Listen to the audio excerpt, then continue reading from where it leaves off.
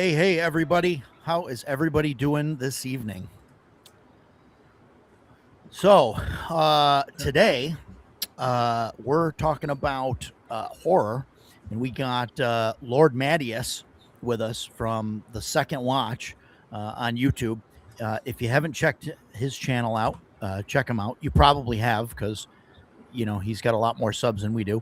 But, but just in case, there's the link there in the chat there.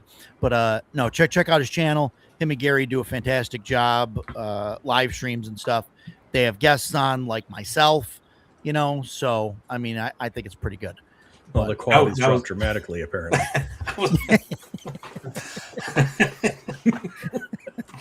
Well, we love having you on, man, and we love talking to all the people in the community, and we've been really appreciating all the support we've been getting in the past few months. Seems like every time we come back from North Texas Con, it's just like this, like it's just things just seems to get better. It's great. This week we got 10 car on this week, and we're just gonna be talking. It's gonna be a nice laid back chat. The three of us plus 10 car. Brian will be joining us and. Just talking about the OSR and the channels and all this other stuff. I'm looking forward to it. He seems looking forward to it as well. So I'm excited. Yeah. Fantastic. Yeah. And thanks for having me on, by the way. Really oh my God. Yeah, absolutely. So we got, Lord Matteus is here. Jason is here as always. Stan is here. Troll Den Painting. Mike from Thunderstruck is here again. And Warden Matt, Mothership Aficionado. He changes it every couple weeks, and it's, I have to make sure that I read it. Keep you on your toes. It might be Hyperborea Matt next week. It'll be Inspector Matt. Who knows? So, what in the past week? Hey, I finally got my Invincible box. Feels kind of anticlimactic here because it seems like everybody else who I know that ordered it got it before me. So yeah, so I finally got that. I did get the special edition hardcover though, because I really loved the bloody cover. I feel like it's got a Watchmen thing going on, kind of. And I got a patch that I got to put on my vest here somewhere. I don't know where yet, but. I'm a sucker for cool patches. So Viltrum Empire patch there. Love it. So fun times. Yes, somebody said Hyperborea. See? Yeah, if you say it 3 times, he'll appear on the live stream. Yeah. That sucks. Play Hyperborea. He's running Dan is running a Hyperborea game on Monday nights, and Lord Matteus is in it. Oh, I am happy to say and announce that Ragan Opahar is the last surviving member of the original team. I have yet to die. I'm this close to 4th level. Nice. I am going to own Zimbala by the time I'm done with that campaign. Is it chance or skill? You know what? I'm gonna leave that to the mysteries of life on that one. You don't want to push your luck there. Yeah, I've had some really bad rolls, but then some really good plans. I think that's kind of saved us. This just past Monday, we took on a chimera and survived. Oh, it was the stuff leading up to the chimera that was killing us, but it was pretty fun. Here's a great quote for that. It's easy to survive longest as a character if you intentionally arrange for the demise of your companions.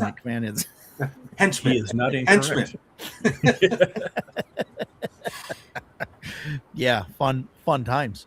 What so I guess we'll just go around. What did you guys get this? You guys get anything in this week, Stan? You got anything come in this week? Did we lose Stan him? locked up. We lost That was Stan. incredible timing. Oh no. Mike, how about you? You get anything this week? I told you my story. I'm waiting to hear back from Derek. Yeah. But I got 2 copies of my Dark Space. Dark Space. One showed up last week, and then a second one showed up this week, accidentally. I messaged him. We'll see what he wants me to do with it. Yeah, cool. As for tabletop gaming, that's all I got. I will show. I won't go in the whole story, but I found this golden gem at the 99-cent bin in the record store, Richard Pryor's Greatest Hits. Nice. Excellent. If I ever want to offend anybody, I can just crank it up and blast it out the window. And I dove into Sorcery Contested Realm, Yeah. which is a collectible card game, similar to Magic, different though. Very hard to get right now. But, Yeah. 3 booster boxes there's 3 different sets for it. I got 3 booster boxes showing up Thursday. I got Nice. a line to get them. Yeah, I'm curious about that. Let me know what you think of it after. I got to after tell a you, while, I can only go by their multiple Discords and Reddit and everything else. Yeah, The people that play it swear by it. They claim they're all longtime Magic players, said they've left Magic. This game's so much better. Yeah, but it's yeah. impossible to get. It's a small team of 10 guys doing it. All the artwork, Oh, nice. everything is hand painted. There's no digital art. There's no AI art. Oh, that's cool. Yeah. There's Frazetta art in here. There's Easley art in here. There's a lot of old Magic artists too. I Yeah, saw a lot of you old mention that in the chat last week, I think. Yeah. You mentioned Frazetta and Easley. I may have to check it out. Yeah, it's Yeah. It's hard. I mean, they sell. So I got these 2 sets, which are basically each one comes with 4 pre-con decks. This is the original, which is in beta still. They kickstarted it and it was alpha. This is beta, and Gothic is their newest set. And there's 4 precons in each, so I've got 8 decks here to start with and try it out. They're Cool. low power precon decks, Yeah. but it'll get I got some old players that got into Magic with me that are interested in trying it, so we may sit down one night and get a bunch of guys into it. And if they like it, rather than asking them to go spend hundreds of dollars on boxes, maybe we'll do a draft setup. Yeah. Start, Yeah. Cool. They actually sell draft kits for it that are loaded with land and your avatars, which are like commanders. Yeah. So I don't know. We'll see. We'll see how it goes. I spent Yeah. a lot. I mean, it cost me $500 for the three boxes plus these was another $100 for the 2 and some mats. But so I spent Yeah. about $600 on it. But come on, we spend that much on a couple Kickstarters. Yeah, that's true. I don't want to talk about that, but yeah, okay. So we'll see. A let you- couple Kickstarters. Wow. I'll let you know. I know you guys. Most of you guys aren't really card Yeah. players. I know Matt is, but Yeah, I mean, I used to play Magic, and then I don't know, I'm kind of petering out on Magic. So if you look at the cards on this and you read through it, it very much it plays different, but it very much reminds me of old school Magic, the way the cards are designed and themed. And yeah, that's definitely seems to be the. you're not going to have. They said you'll never have an IP, so you're not going to have Spider-Man. You're not going to have. Yeah. It's all their own. They only do I mean- one release a year too. Yeah, one Yeah. release a year. And I don't think they're doing one this year because usually they do it around November and they don't have one announced. They have a small little 2 more pre-cons coming out, but I don't know if they're doing a set right away. Yeah, there was a really good bundle when Gothic came out that I almost pulled the trigger on a whole bunch of times and didn't. And then when I finally was going to, it was gone. But They did a little Dragon Lord set that only had 24 cards and it was very yeah, limited. super valuable. Yeah. It's like $500 I'll have to check it out. just for those 24 cards right now. Yeah, I have a problem with those kind of games where I can't play them like not seriously. So I'm always afraid to buy anything because it's like a slippery slope. Because you'll Yeah, be like me, you start out, your yeah. first purchase is $600, and then Yeah, you right. just keep going from there. I know. No, I'm the same way. I that, I showed you that one link, Matt. These cards actually still have quite a bit of value. Oh, I know. Single scoop.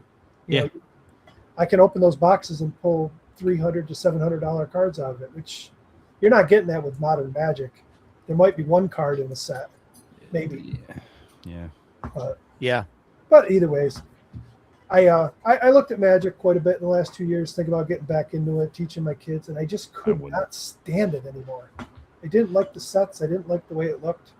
Do you think the issue? I mean, well, there's a lot of issues. I think I haven't played Magic since the '90s. Right, me either. I started dropping money on it, and I was like, "Wait a minute, Yeah. these are cards. What am I doing?" I backed off, and then I found a different addiction, and that was Warhammer 40K. And I'm still weaning myself off of that. But did you think the problem with Magic nowadays is the IPs that they're acquiring and turning into cards? Or I do. I mean, I looked at the original stuff. Like, I think about when we started back in beta, and I think about all those cards that I played with then. There's very few of them that are even included in modern Magic. I mean, you just I don't know. It's just a totally different. It's 30 years of power creep. I know. Yeah, right. Yeah. And I mean, some of it's okay. You know, like, I mean, the Lord of the Rings thing, I think is like a decent fit for it. You know, for Magic, it sort of fits into the theme or whatever. But like, but I don't know. They started, doing the cyberpunk stuff, and then now they got, the Marvel stuff, and they're doing Star Trek. Yeah. But you and I can look at that theme and say, "Oh, Lord of the Rings fits." But how does the Magic community feel about it? Because people lost their shirts on Baldur's Gate. Yeah. We could look at it and say, "Oh, it's a D&D theme in Magic. It's going to do good." So people lost a lot of money on Baldur's Gate. Yeah, that set was crap. OPR looks pretty good for a Warhammer replacement. I don't know if you've seen that one. Oh no, I didn't even know what he was referring to. That's Matt OPR. Somebody made a set of rules called one-page rules. That's not one page, but I think the basic rule it was, I guess, and then now like the basic rule is like 6 pages. I think the whole thing's like 20 pages, and it's basically a set of rules where you can use, like, they've got all the factions and everything from Warhammer with the serial numbers filed off, and it's miniature agnostic. So you can kind of use whatever setup you want. And it's very similar to the Warhammer rules. And they have very similar like troop setups and rules and all, so that you could use your Warhammer armies, to play it, but you don't have to. So, it can be cheaper. Yeah. Yeah. No, that's interesting. Yeah. I remember back in the late 90s playing 2nd edition Warhammer 40K. And really wishing that they would do a little bit more with each of the factions to give them a little bit more identity mechanically.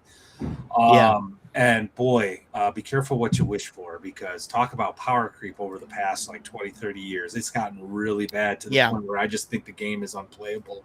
And it's more like back in the 2nd and 3rd edition days, you'd have the tough units, but tactics and strategy still mattered. Now, I feel like, I stopped playing in 7th, 9th edition. But now I feel like it's more like stacking a Magic deck. If you have that one combo, you're just going to crush. And it's not fun anymore because there's no tactics. It's just, oh, look, I spent all this money on plastic crack, and now I'm going to win the game. And it's just like, ugh. So I've been selling all my poorly painted miniatures online just to get rid of them. I'm tabletop RPG from now on. Yeah, right. The last time I played was 3rd edition, and it was like, and I don't know, and I had issues then with the group, with people at some of the game stores and stuff that wanted to play that were like, Uber competitive. You're not just that, but like, I mean that, but also like, oh, your Space Marines aren't, the right color blue, they're not Chaos blue or whatever. They're not Space Marine blue, whatever the color is, right? You like, and I'm like, because I used craft paints because I spent $60 on the starter set, and I had to use cheap paint. I didn't have I just leaned into it. Oh my god, I know.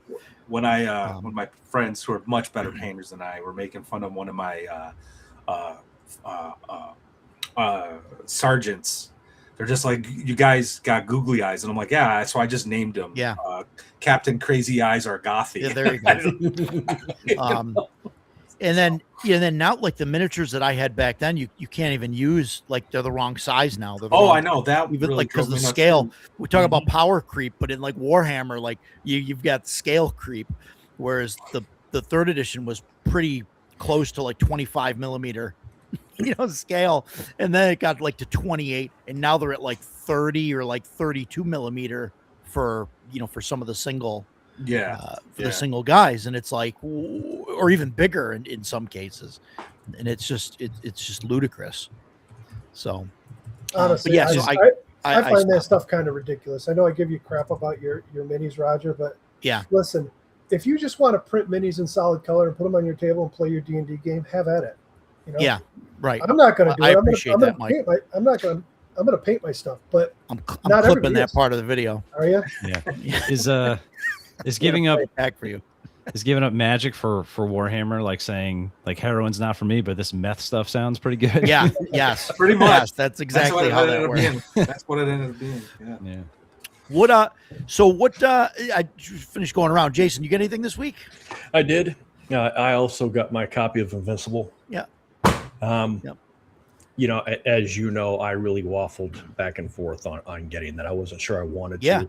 Invincible is, you know, the cartoon is. I had thought that you canceled it because I remember you backed it because it was Free League, and then I remember that you canceled it, and then it showed up, and I was like, "Wait, you canceled that?" Yep, I canceled it. You know, I am not completely immune to the fear of missing out.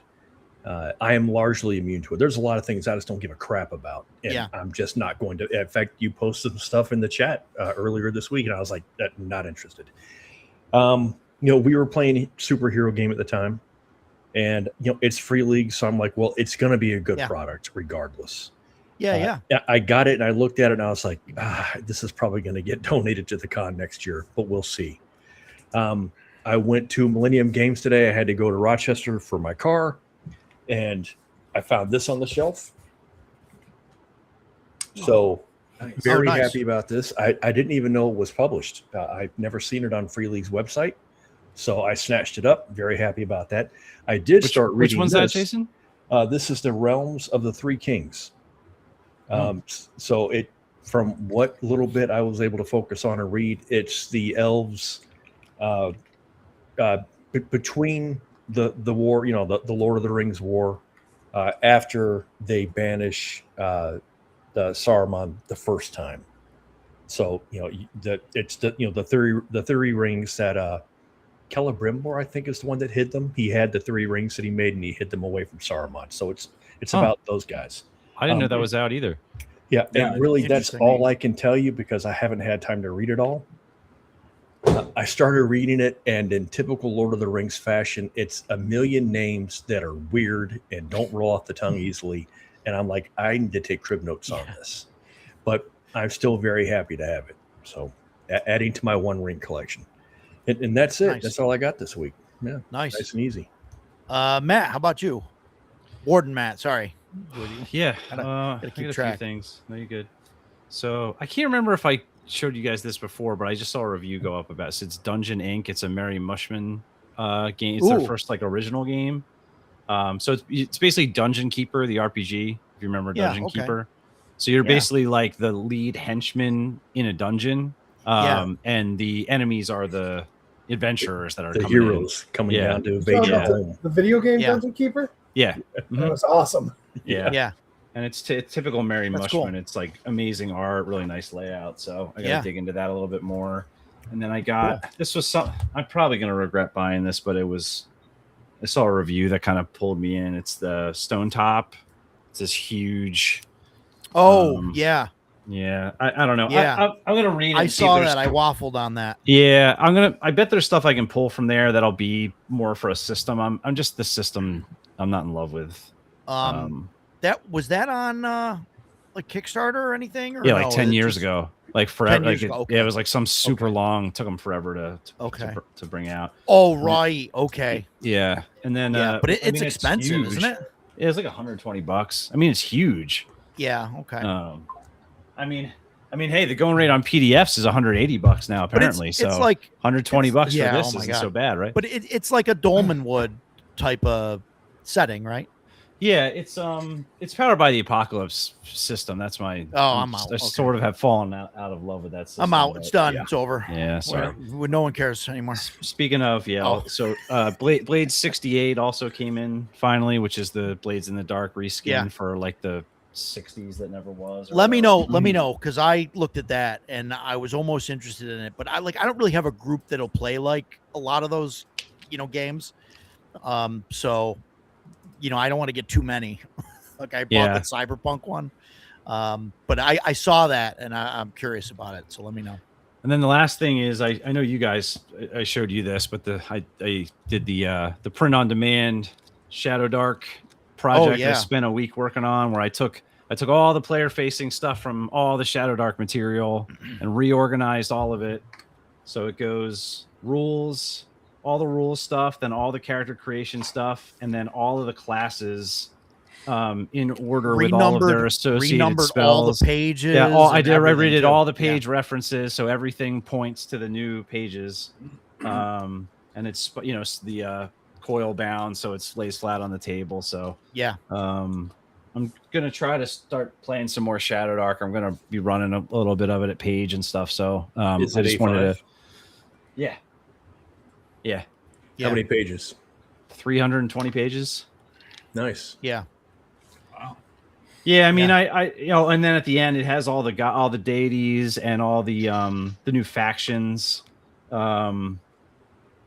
Yeah, so I don't like. I mean, first of all, the new book isn't out yet, so having to hop between like a PDF and a physical book, and then at least the new book pulls together the stuff from all the curse scrolls, but then still you have the new spells, like the alignment based spells are in one book, and then all the other wizard and priest stuff is in another book.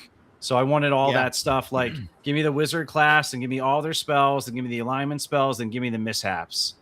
So then if I need, with the new classes, if I need to PDF print off for somebody at the table, like now it's all in order. I don't have to go hunt for like, oh, the witch's spell book is here, but the mishap table is here. It's like all together. Right. So.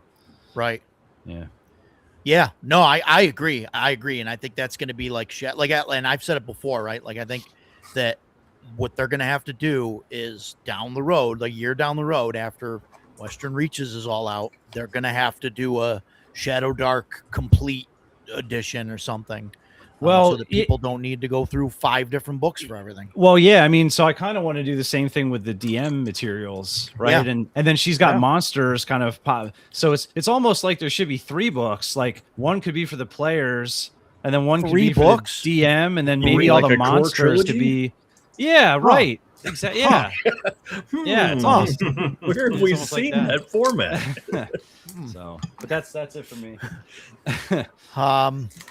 Lord Matteus, how about you? You get anything? Cool well, I didn't this week, or I know, don't have I know, within I reach, but Yeah, actually, when I was at VentureCon a week or so ago, I got a bunch of stuff from the Red Room. They donated. Oh, cool. And it was kind of like a swap. So there were some games I had that I knew I wasn't going to play or I had no real interest in, so I kind of traded them out. But the Red Rooms. So those who don't know, they started off with this thing called Wretched RPG. I actually helped. I consulted on it when the OGL thing happened, so they could make it less OGL. Yeah. And then past like 2 years, they've Miguel has now a more even streamlined, further divorced from the OSR. They just call it the Red system. It's no levels, really streamlined like skills and stuff. I absolutely love their books because even if you don't like the system, like they're just great resources. Like Wretched Interbellum is one of my favorite books of theirs, and it's just talking about between 1917 and the start of World War II, and it's like all that's like Indiana Jones era, like all this great pulp adventure stuff, secret societies and all kinds of things. And Jason's going to buy it right now. So when you get to Red Rooms, they you can play anti-hero, so they even have they let you do things that you might not see in a normal more mainstream. But anyway, I got a bunch of their stuff, including one that's really based on their like the giallo films from like the 50s and 60s and 70s. So that was really exciting to get because I just love, and I've been writing for them on and off for a few years now. So, but nice. that's like the big things I've gotten. I'm waiting for a bunch of stuff. I did not back or pre-order whatever the Invincible, and I'm a huge fan of Free League. And Jason, to your point, like I've had to like wean myself from the fear of missing out as well, because like I really like what Free League does, but I'm a Marvel TSR guy. Like if I'm gonna play Supers, that's the game I'm gonna play. So I feel good about not picking up Invincible, but someone showed it to me at VentureCon because they got their book like really early, and I was like, "Wow, this does look kind of good." Maybe I should. Yeah. I don't know. But Yeah, if you ever wanted to have like a Marvel Year Zero engine game, like it, the stuff in there is generic enough you could recreate most of the Marvel characters. Absolutely. Yeah, which is pretty cool. And DC as well. I was just glancing at it, and one of the classes that's already in there is the Speedster. I mean, it's obviously the Flash. And when you talk Speedster, you're gonna be talking the Flash, but I mean, it's obviously the Flash. Well, it's So have you read the comic? Have you ever or seen watched the Invincible? cartoon, Jason? Yeah. No, I saw one episode, and I'm a huge fan of the Punisher, especially Garth Ennis's Max line, which is extremely violent. I don't know why that doesn't bother me, but Invincible, it was just violent to me that I couldn't watch it. It's violence just to make it bloody and violent. Yeah, Sure. The first episode basically has the Justice League, but so I mean, it's the Justice League. Yeah, it definitely is. Yeah. So I don't know what about it is like turns me off to it, but I've still got it. Still going to give it a try because, like I said, it's Free League, man. I'm willing to check out almost anything they do. Yeah. They've been doing. Yeah. I've been describing them as sort of like the dark horse in the industry. Like they're just been doing their own thing, and only people who are really in the know what they're doing. And like I'm a sucker for their One Ring. So I'm a little jealous that you got that book. I'm gonna have to go hunt it down now. But I've been collecting that. I absolutely love the Forbidden Lands, at least the rule set. Yeah. I do want to like import it into my own world because their world is a little too dark, too gray goo, no real morality. But anyway, they just in that the Year Zero game engine, like they just we're gonna take this and play it in this genre and just tweak it here, and it works. Like I love Vossen. Vossen is fantastic. Yeah. So they do a fantastic job. I like that, like you said, like they tweak it. They don't just use the same system, carbon copy the system, and that's it. They tweak it or make some changes to it. They're not afraid to say, okay, we're going to tweak this enough where it's not 100% compatible with everything else. Right. And, just, hey, this needs this, so we're going to do this with it. Whether it's, using increasing die steps or what, and it just changes the system enough, but it fits the theme of whatever they're building. They've just done an absolute fantastic job at like everything they've touched. It's crazy. So, fantastic. Good times. So Dragonbane Elric, that's going to be coming, and a lot of stuff. So that I'm going to have a problem holding back on. So I'm already saving my pennies for the next Lamentations release, which is going to be, as Raji described it, eye-wateringly expensive. And I got jeez. Yeah, I don't know. I get wanting to like revisit Carcosa because it's such a crazy book. But I don't know, man. 15-page adventures are cool too. Yeah, right. Just give me a pamphlet. I'll pay $15-$20 for it. Sure. Whatever. I think he said it's $140. Yeah, but I'm a collector, so I'm looking at the times 3. All 3 books with the slipcase. I'm like, I actually said to my wife, I'm like, I think I know what I want for Christmas. And she just looked at me like, you can't be serious. Like, I kind of am. Well, if you don't want your wallet weeps. If you don't want stupidly expensive, then stay away from Hackmaster. Oh my God! Yeah, $180 for the PDFs, and that's just crazy. What was it? $290. $290 for the books. Yeah. $290 for the books. Yeah. Wow. Yeah, that's absolutely nuts. So today we're talking about horror. What is Nightbot? Well, they'll be coming out with more stuff. Soon. I did just order the Arduin box from them, waiting for that to come in. Oh, the Harbinger box set. It looks fantastic. It looks absolutely fantastic. Yeah, so that's shipping in September. As always, they're a sponsor of the channel. We got some cards and some stuff that we can give away. Yeah. Hackmaster, crazy, wild pricing. It's nuts. But yes, we're talking about horror today, and we got Lord Matteus here because he actually wrote some of this stuff here. The Living Darkness, Volume 1, which means there's more coming, right? Yes. And this is for Shadow Dark. Obviously, you could fit it into any kind of OSR system. Shadow Dark is really easy to convert to anything if you wanted to. And it's good stuff. And the PDF is $10, I think, on Yes. drive through. And there's a POD option as well, right? Is that? Yes, And that's, I think with the color, it's just around $21, something like that. I tried to price it inexpensively because this hobby gets pretty expensive, and does it? So I just want people to enjoy, in the Living Darkness, the theme is horror anthology, like the movies VHS, if you ever watch those. Yeah. Creep Show, Twilight Zone, that sort of thing. So there's 4 adventures in it, varying lengths. Most of them came from game jams I got involved in years ago, but you have a page limit, and I had all these ideas, some of them good, some of them bad, but I'm I really want to develop them. So I just expanded on those and then started play testing them and just stripped out what didn't work. And then this is the final product. And I'm pretty happy with it as far as a out the gate kind of thing. I learned a lot because this is the first time I actually published on my own.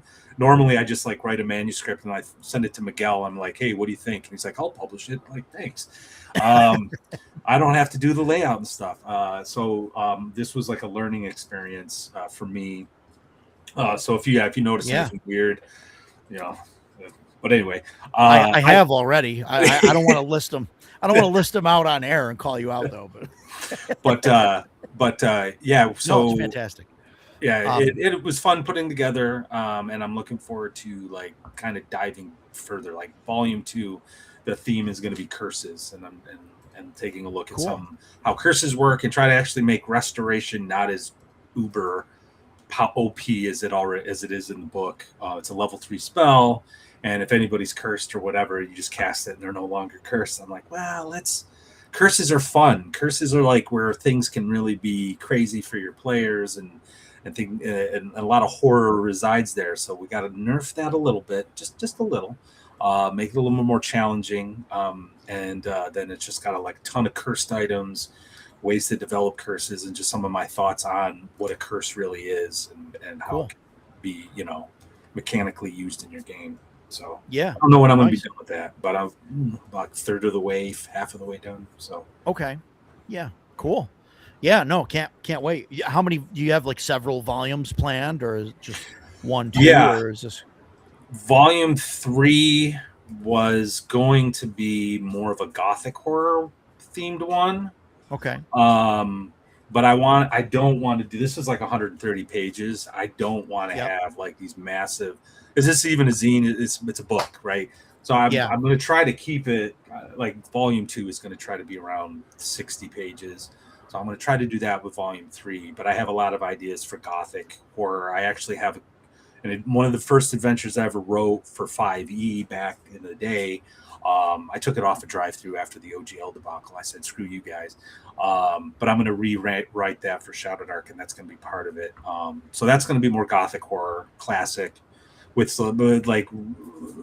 gear for the 1800s. So you're going to have some pistols. And I want to get into kerosene lamps because I'm with Sandy Peterson. In D&D, people use their oil flasks as bombs when they really shouldn't, because it's not that flammable, you know what I mean? But a kerosene lamp is. So it's gonna have stuff like that. And then Volume 4, this is still very conceptual. It's just gonna be dedicated to the haunted house. Okay. Came out 10 years ago, The Haunting of Hill House. I just thought that was a brilliant piece. Is that 10 years ago? I think so, yeah. Just a brilliant piece of Flanagan. Yeah, just brilliant. It's not just spooky and scary at times, but also really emotional. And I'm just got me really thinking, what a haunted house really is and what it is to be haunted. If you haven't seen him, he did a couple others after that. The Blythe House one, I did watch that one. There's that one. Oh, and then didn't he do Fall of House Usher? I saw that one too. That one I didn't watch. There's one in between that. Before Fall of House Usher, that's very religious themed with vampires and stuff like that. Midnight Mass. Yes. That's brilliant. I absolutely love that. That one was just like, oh, fantastic. So this is awesome. I'm definitely looking forward to picking up, more of these as they come out. Obviously, I full disclosure, I won this one, so I got it for nothing. I did buy the PDF though, but then I was fortunate enough to win a copy on Jeff's stream, Bad News Bards there on his giveaway stream. So I didn't have to purchase this. I mean, I would have bought it anyway, but it's got some cool stuff in here, and and this is like part of like today. Obviously, we're talking about horror, right? So I really my issue with horror is that like for some reason it always turns into like if I try and run a horror game, it always turns into like a campy kind of joke. You know what I mean? It's just like people are laughing and giggling, and I mean, and that's fine, right? To a certain degree, right? Because sometimes that's the game you want to play, right? You want to play the Scooby-Doo mystery horror or whatever, right? But sometimes like I really wish that I could run like a game and make it so that it was actually like, so that the players are actually spooked, or whatever. And Mike and I talked a little bit about this earlier, briefly about different ideas. I think traditional D&D RPGs handle horror horribly. There's nothing really in there. I mean, so if you get into 2E Ravenloft, they start to introduce horror and fear checks, and they go a little ways into it, but not far enough, I don't think. I mean, your first level adventurer is headed out, and they run into that encounter with skeletons crawling out of the ground or zombies coming at them. They should be freaking terrified. And I get it. You could say, well, they're hardened adventurers, but they're not yet. They're first level low lifes, and they should probably. It should be one of those things, kind of like, very much like Delta Green, where you're terrified at first, and the more exposure you get to it, the less it's going to affect them. And eventually it would get to the point where they're no longer scared by that kind of stuff. But the first time a specter rises up out of some grave or something, they should still be equally terrified. Yeah. Instead, it's like, oh yeah, okay, all right, everybody pull out their magic weapons. All right, I did that once. I was playing with a group that was one of 3 players, and we had a DM, so 4 of us total. And I was playing a first level rogue, and I made it clear that this dude is not a thief. I was trying to play him like Indiana Jones. He's an explorer, and he just wants to go out and see things. We go into this cave. We're in there 5 minutes, and a hand reached out and grabbed onto my leg. It was a skeleton. And so my character, I screamed and ran away. The other 2 characters were furious. And I don't mean like they were furious at my character. Those 2 players were furious at me for running away. And I'm like, guys, I've never left town before.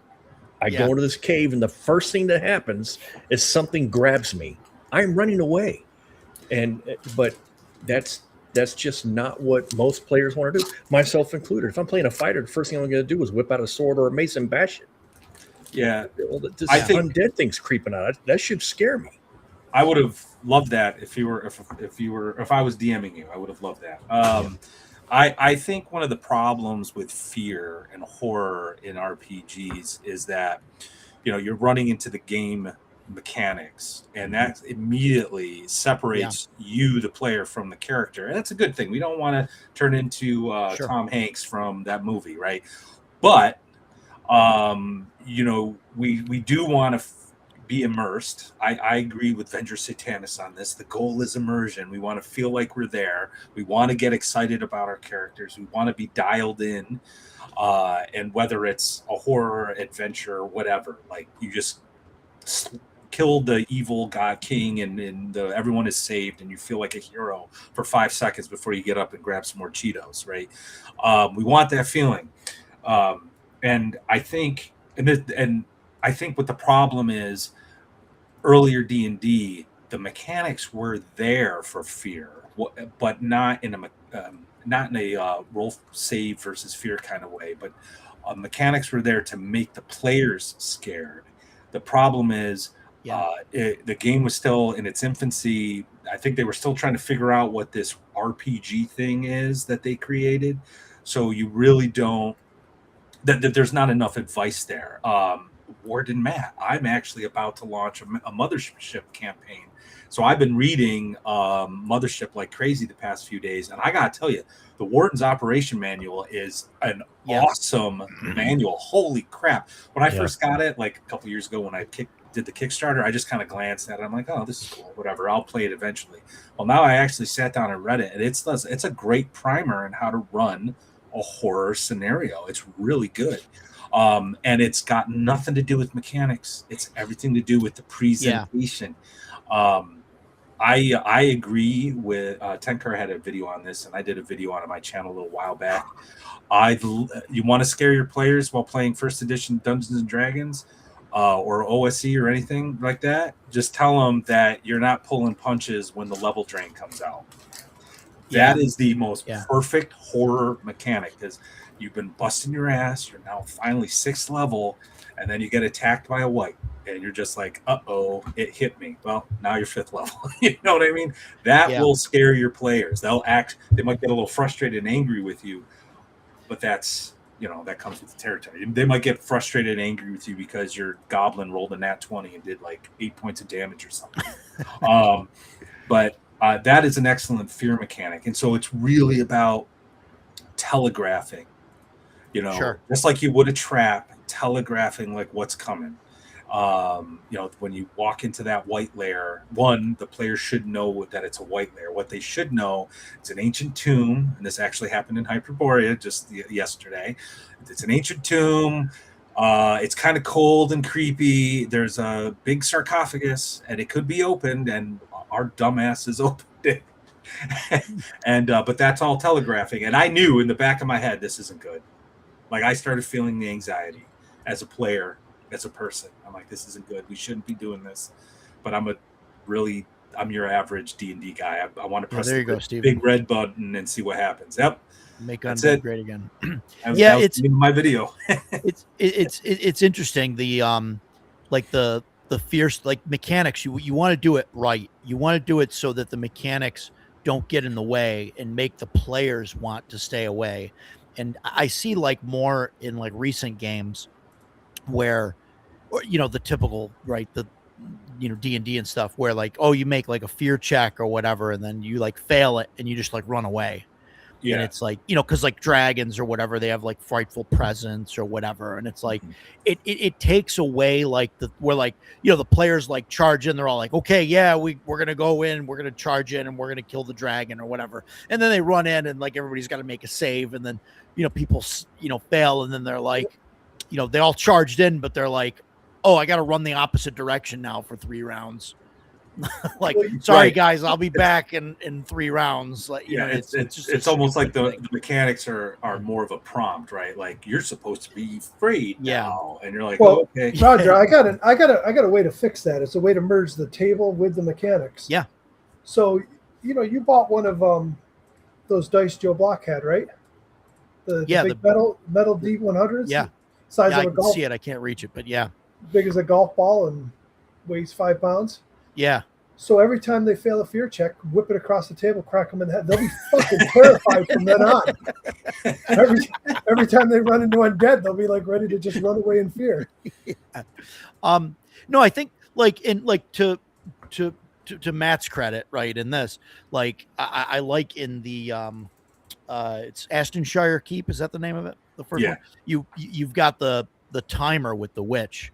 So it's not a random encounter, but it's the chart, and it's a D12 chart, and nothing happens on 1, 2, 3, or 4. And then 5, 6, 7, 8, it adds +1 to the roll cumulatively. And it's just nothing, noises and stuff.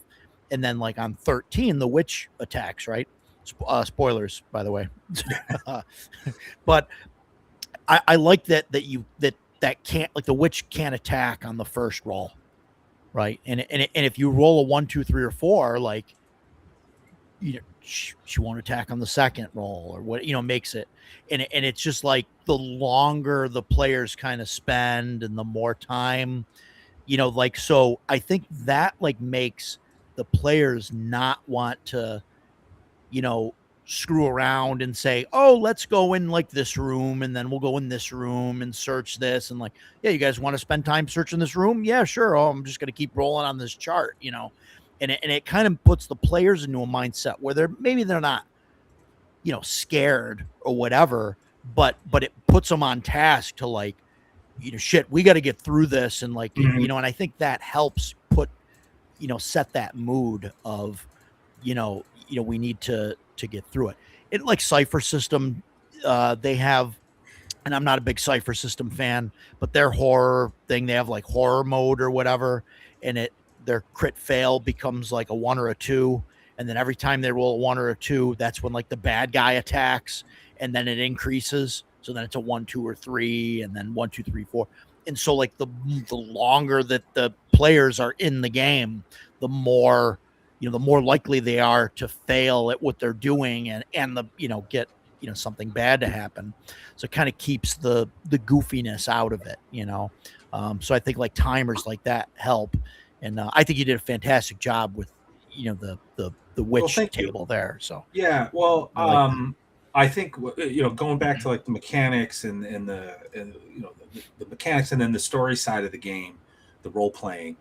The mechanics is like this, like where the rubber meets the road, and I think that is the sweet spot. If you can design, whether it's a house rule or you're designing your own game, if you can figure, even, it doesn't even have to be horror. Like if you can figure out how you can bridge that divide between player and character with the mechanic, you've hit on something. And what triggered this thought for me, because I used to play, and I still play it, like I love Call of Cthulhu, but like sanity hit points, to me, as soon as I start taking sanity loss, I'm like, okay, I'm out of the game. I'm jotting down some numbers, and then I got to get back into it. And I love it. I'm a huge Call of Cthulhu fan, but when I played Alien RPG, yeah, every time you put another stress die in your pool, and just hearing as you're about to roll all these dice, you're like, oh god. Like I've seen it. Yeah, and they're bright yellow. The dice are bright yellow, in contrast to the black, and so like you see them, you're like, oh, these are there, and you can see it grow, and it definitely adds in your brain. You're like, oh, this is bad. Exactly. That anxiety, a fraction of the anxiety that your character is experiencing is actually you're actually experiencing. Yeah, I've seen it. One of the first times I played it, a buddy of mine, Cody. God bless him, he really leaned into it, because his character was just like getting stressed left and right, to the point where I think he was rolling more stress dice than skill dice. And he turned into Bill Paxton's character. He's like, game over, man. And he's like panicking. And every time he had to do something, he would just look at me, and there would be this oh shit look on his face. And I'm like, this is it. This is the mechanic that's able to do the thing that I've been wanting to see, So it's, but those mechanics are few and far between, I think. And that's why I'm so adamant about level drain, because that will scare the crap out of even the most veteran, OSR guy. They're like, oh shit, be careful. Do we have magic items? Do we have holy water? Is there a cleric present? Maybe we should rethink this, guys. So. Yeah, I'm sort of on the fence with that. Like I get what you're saying. I agree with you. But there's also like on the other side of it where you have players that like, they spend, they'll spend 6 months getting from level 5 to level 6, and then you smack them down to level 4, and now they spend, not 8-9 months or whatever, right, to get back to level 6, and then here goes this thing, you know what I mean? And it's like you move ahead, fall back, 2 steps forward, 2 steps back, and it's like I think there's part of it where like, I don't know, I like some players, I think you're like, okay, we lost. Like we've played for 2 years, and I've lost a total of 1 level.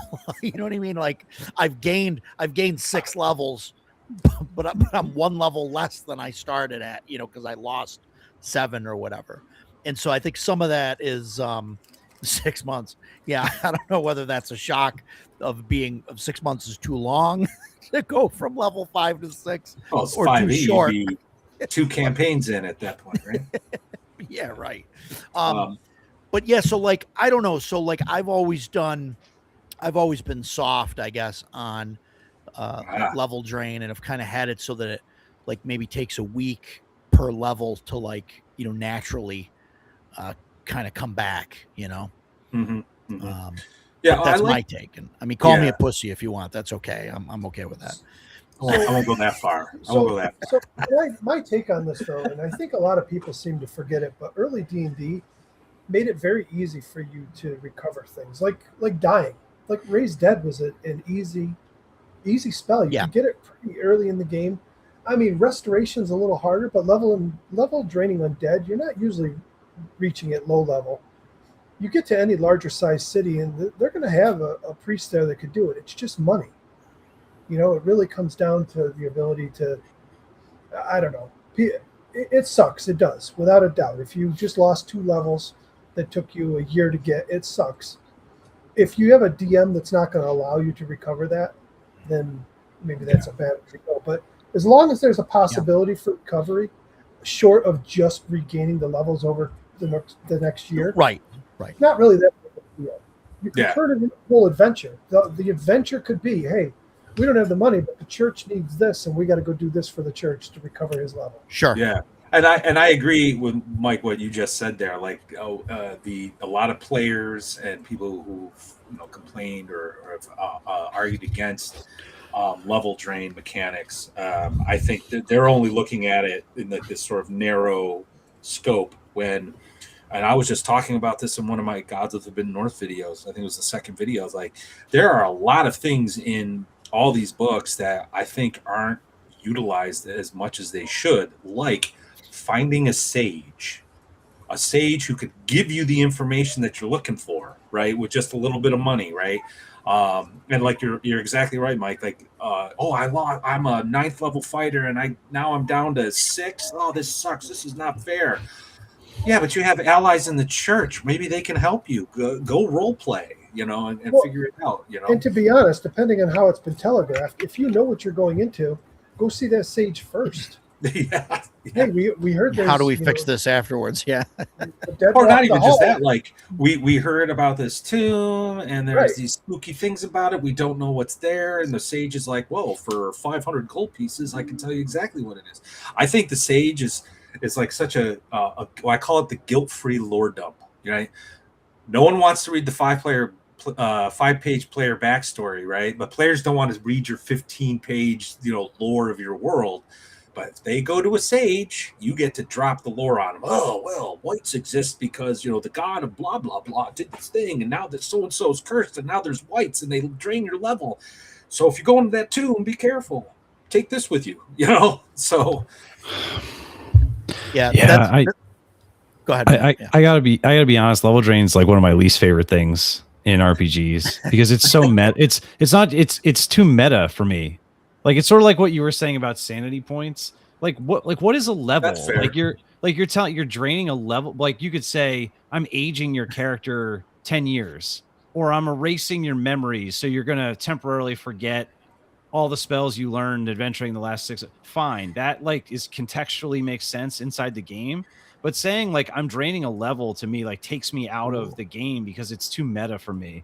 I don't disagree with you. It's like one of the scariest things you can do to somebody because for most people, time is one of our most valuable resources. So you're basically telling the player, I'm stealing your time and I'm making the time you spend is now wasted, which is terrifying. But I feel like it's a meta thing that kind of frustrates me.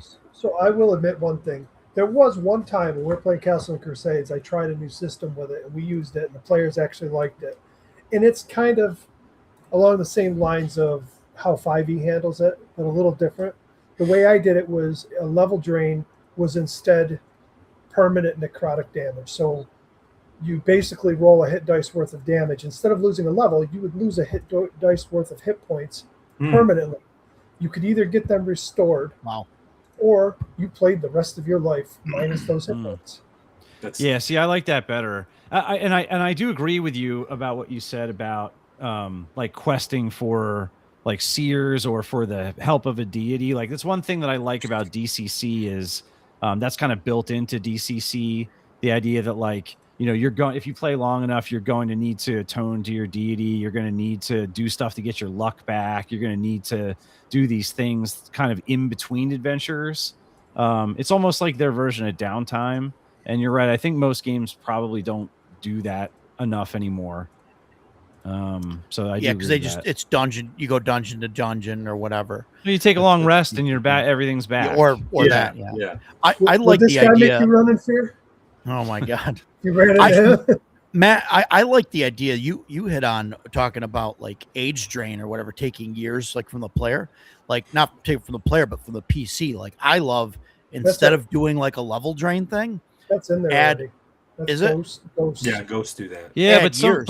but depending on the system you're running, so Dragonbane like has mechanics around that, and so do some other systems. So if the system actually has some kind of attribute damage or something that happens to you as a result of progressing from the age band you're into the next one, there can be a mechanical detriment to your character there that doesn't feel as like meta to me as I've just taken not a even level just from that, you. but you're closer to death. Like those are like hit points that you can't get back. Yep. Like if your character's 20, right, and you figure okay, your human is going to live to like 60 plus 1d20 years. Like now you've got basically 40 hit points, right? That that every time you come across undead or whatever, they steal years from you. Like if you keep doing that, like eventually you're going to age out. You're just going to die. Yeah.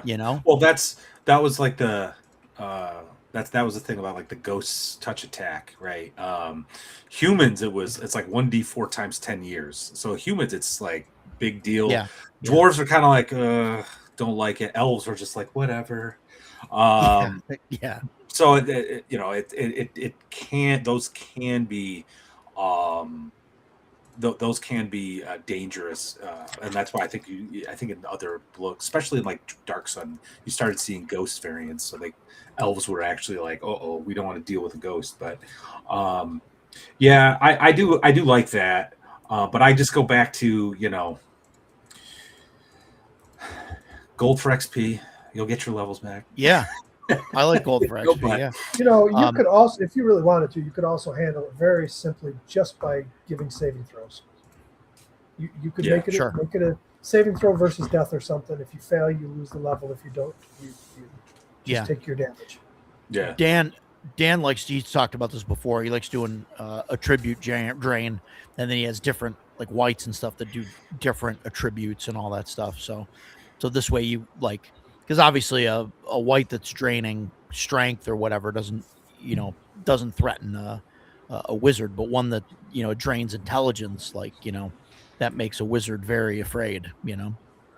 Yeah, that's what Kelsey Dion does with Shadow Dark. There is no level drain; it's all attribute related. It's all attribute. Yeah, and I think that works too, because the attributes. I mean, it's a static number, right? So you have let's say you have a 12. Constitution and it's 1d6 con drain, that could be very lethal in like 2-3 hits, so so it works as far as like fear inducing the game mechanics.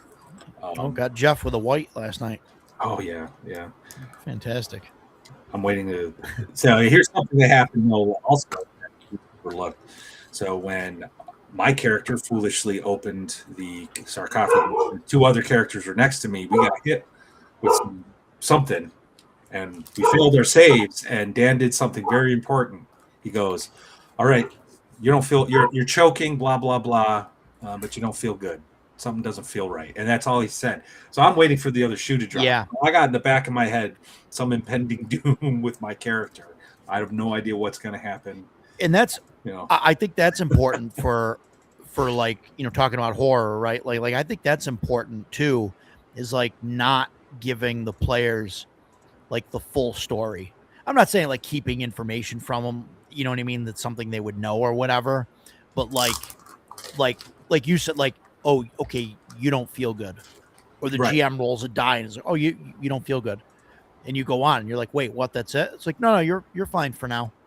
For It's like, now, what for now? that What? hangs Like, in the air for and now. then That just you're hangs right, in the air. Yeah. and then like the next day or like when they rest, you're like, hey, roll a death save. Oh, okay, yeah, you're fine. You know, just even if it's nothing or whatever, like, oh, maybe oh, you feel like you got a slight cold. Like then that player's like paranoid and like, kind of gets them into like the horror mindset. Um, you know, but Well, yeah, I it's think. interesting. Well, one of the things, like I didn't like Oh, we years ago, but one of the things that started kind of annoying me when I was just running regular D&D is like you announce that oh, I just see that. I feel that's enough to tell you. Yeah, yep. Hey, man, I'm a veteran, Dan. I'm a veteran. I knew Yeah. exactly. I smelled what you were stepping in. Okay. Yeah. But I was getting annoyed with like my players. What you said, second level. They're still young. They're still weak-ish, right? But I tell them, oh, 6 goblins jump out at you, and they're all like, whatever. It's goblins. And they just sort of immediately just start rolling dice, and it's very mechanical, tactical, blah blah blah. Yeah. But I got thinking, if I was just walking around the woods, and 6, 3.5, 4 foot tall, green leathery skinned dudes wearing like nasty rags and rusty shivs jumped out at me, I think I'd be a little nervous, more than nervous. I think I'd be scared at what I'm facing. And I kind of make that point in the opening of Living Darkness is like, you don't tell your players what they're facing, show it to them, describe it, let their imagination run wild. And all of a sudden goblins are scary again. Goblins are a little like, what are we facing? What is this? And so long as you never mention the word goblin, they'll eventually put 2 and 2 together. Like, oh, okay. Well, we faced these before. We know what to do now. And I think with horror especially, you want to just slowly introduce it and not just say, oh, there's a specter here. Describe the translucent nature of the apparition, the claws reaching out. I hate to bring up this guy, but I years ago when Critical Role first hit the scene, I watched an actual play of them with Vin Diesel when he was promoting something. Mm-hmm.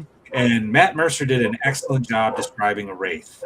He didn't use the word wraith. He just described like this It's cool. black mist and like his hands coming out, reaching for you. And then when it touched you, you got cold and your levels were draining and stuff. I was like, that's exactly what you want to do for horror, I think. So there you go.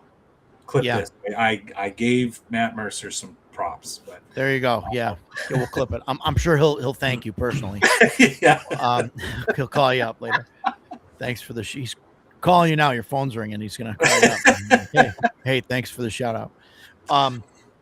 Yeah, no, it reminds me of this one time we had a group. It was when I was running Castles and Crusades, and they got down to like, I don't know, like the 8th level of a dungeon or whatever. And there's I don't remember what level they were at this point, maybe 6th level, something like 5th, 6th level.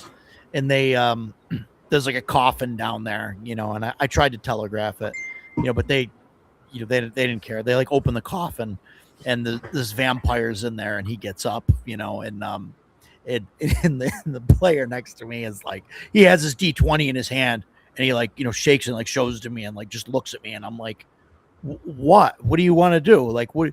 He's like, I want to rizz him. Like, he wants to use his charisma and like, because he's well, I don't know if he was a bard or what. I don't even think he was a fighter. I think that just had he had a high charisma, and he's like, I want to rizz him. I'm like, you just woke this dude up. Like, what do you mean you want to, like, what do you want? I'm like, okay, like, what do you tell this guy? Like, first, before you, like, what do you tell, and he's like, oh, I just want to talk to him and like find out. I'm like, he's a, like, what? like, and so he like tries to talk to, I forget what he asks. He's like, oh, can you tell us where the treasure is down? Like he's asking for directions or something. You know what I mean? And it's like, there's no horror. There's nobody's scared or whatever. Well, and then he's like, be gone, you worthless mortals. And they're like trying to talk to him. And then I'm like, okay, we're rolling initiative. Like he's Yeah. And he like smacked like one of them and it did like, a ton of damage. And they're like, oh shit. Like, and then they end up like trying to run off and all this stuff. But it was like, that's how horror goes with some of my players. They're just like, oh, more undead. Yeah, sure. All right. Yeah, we'll go. We'll do the thing. And yeah, we got the sword. We'll just kill him. Yeah. Okay. That's how my players are too, until we got to Delta Green. That game was the first game that ever they were really scared of what the consequences of every action they did were going to be. I haven't played Delta Green, but it's based off of Call of Cthulhu, right? Like, yeah. Yep. I think it's because they're normal people, right? Like there's some there that plays a huge role. Like when I was running 5e and 4e and 3e, like especially 3e once they got up into the higher levels, it was really hard to like get my players to feel like they were vulnerable. And I think that's another element to horror. Like the players have to feel like their characters are vulnerable. And so like keying up the unknown and not really telling them, it helps play into that. But but even if you were just described like this vampire without using the word vampire in like an 8th level 5e game, someone's just like, oh, I'm going to cast Witch Bolt and I'm going to do this secondary wind and I'm going to like do this, that, the other thing. Yeah. And you're just like, oh, well, there goes my encounter, So I think that, and that's why I really like the OSR or older games, because players, the characters are still pretty vulnerable. Yep. And if you use, I mean, I love undead. I love, those the paladin facing off the undead kind of trope, but that can be overused, and that will make players not really scared of undead. But if you use sparingly, I think you can like really turn up the horror when it does appear. And one thing I've been like musing about too is even making the low level undead a little bit more challenging for the players. Like I can't remember what edition it was, but they introduced a mechanic for skeletons that they only take 1 point of damage from piercing weapons, because there's just all these holes, you know what I mean? Yeah. And then zombies, like I know Kelsey does this, like you have to like, they get like a death save or something, or they keep coming, things like that, where they're doing the undead are doing something not normal. The normal thing is the goblins hit 0 hit points, it's dead. The orc 0 hit points, dead, down the line. Doesn't matter if you're hitting with an axe, club, or a spear. They're taking damage and going down. But but undead should feel off, feel like they're not of this world, and force players to go, okay, standard tactics aren't working. What do we do? Where's the cleric? Yeah, Kelsey definitely does that with the undead. Skeletons have, they're not 1-hit die. They're 2. They have 11 hit points. The zombies, if a zombie drops to 0, they roll a save or DC 12 charisma something check like or something. Yeah, I can't quite remember. And if they make it, they go to 1 hit point. Yeah, that's a straight up 5e thing, though. I think she adopted. Oh, is it? That's how they're 5e. 5e. If they drop they make a save or something, and then if they make it, they get back up at 1 hit point, and they keep doing it. They can do it every time you drop them, but each time it gets harder for them to make that save. Yeah. And the vampire, like she made the vampire like terrifying, things like that. So I think that helps. I hope so, because the 5e version of that one is wimpy. Yeah. But yeah, I mean those things definitely, I think, make it so that the players are kind of like, standoffish or whatever to go up against, things like they're like, oh, skeletons or whatever, and then it's like, oh, geez, the skeleton's got 11 hit points. It's like that's more than usual. So you're not going to kill them. Like no matter what you do, you're not going to kill them in one hit now. Right. which means that they're scarier, right? Because they're going to get multiple, more swings at you. And I think that helps with the whole horror thing. What do you do, Matt? Like when you run horror, what do you do to like get the players like in the mood? Do you like dim the lights and put candles out? Like you think that stuff helps? I think it could. I don't usually do that though. There was a time when I was a little bit more, I don't know, acting. I might do stuff like that, but now I think like with my Gods of the Forbidden North game, it's a standard OSR game that I'm running. All I had to do, if anybody's read Gods of the Forbidden North, and you should because it's an amazing campaign. There is a third level dungeon. I'm hopefully they're not watching this, but it's a third level dungeon. Oh boy! But it's got undead in it. They know this, not the third level part. They just know there's undead in it. And there was some lore that they discovered, but it's incomplete pieces of the lore, and they think they know what's in there, and it has scared the crap out of them for over a year. And they're now finally like, I think we got to go to the Barrow of Eight because we know there's a magic sword in there, and we're going to need that to take on this other thing. They're 6th level. I have a feeling it's going to be a cakewalk for them. but the unknown and that fear of has kept them like, it's funny because I have a map of Tetherian on the wall, and I'll point to the hex. I'm like, are you sure you guys don't want to go here today? They're like, no, not the Barrel of Eight. So I don't really think I need to use any like tricks like that, environmental tricks, unless you're really into it. Unknown, seed things slowly, incomplete, make the players work for things, make them feel vulnerable, which we also have on the wall. Next to the map is the Wall of the Honored Dead. So every time a character dies, I write how they died on it in big black letters, and I stick it on the wall. We take a shot of bourbon to celebrate their death, and then we keep going. So like they know the stakes are high, and these guys, in prior campaigns, they try to be heroic and noble and all this other stuff. In this game, they're cutthroat mercenaries. They're too afraid to die. They're like, they want to make sure they get paid. They need to know this is worth it, blah, blah, blah. So I think I don't think it's necessary. I guess it can help, but like if you know how to like present the material, it'll be like 80% of the work for you. Presenting the material, if that makes sense. Yeah, no, it does. Because I've always envisioned like the playing the music and like dimming the lights, maybe lighting a few black candles or whatever things. What do you guys think about that? Like doing the rest of you guys as far as like environmental stuff like that. Does that help set the mood for a horror game? Or I mean, it could, definitely could. To some degree, I think it depends on the game. Like if I was doing Delta Green, I probably wouldn't do that kind of stuff. Yeah.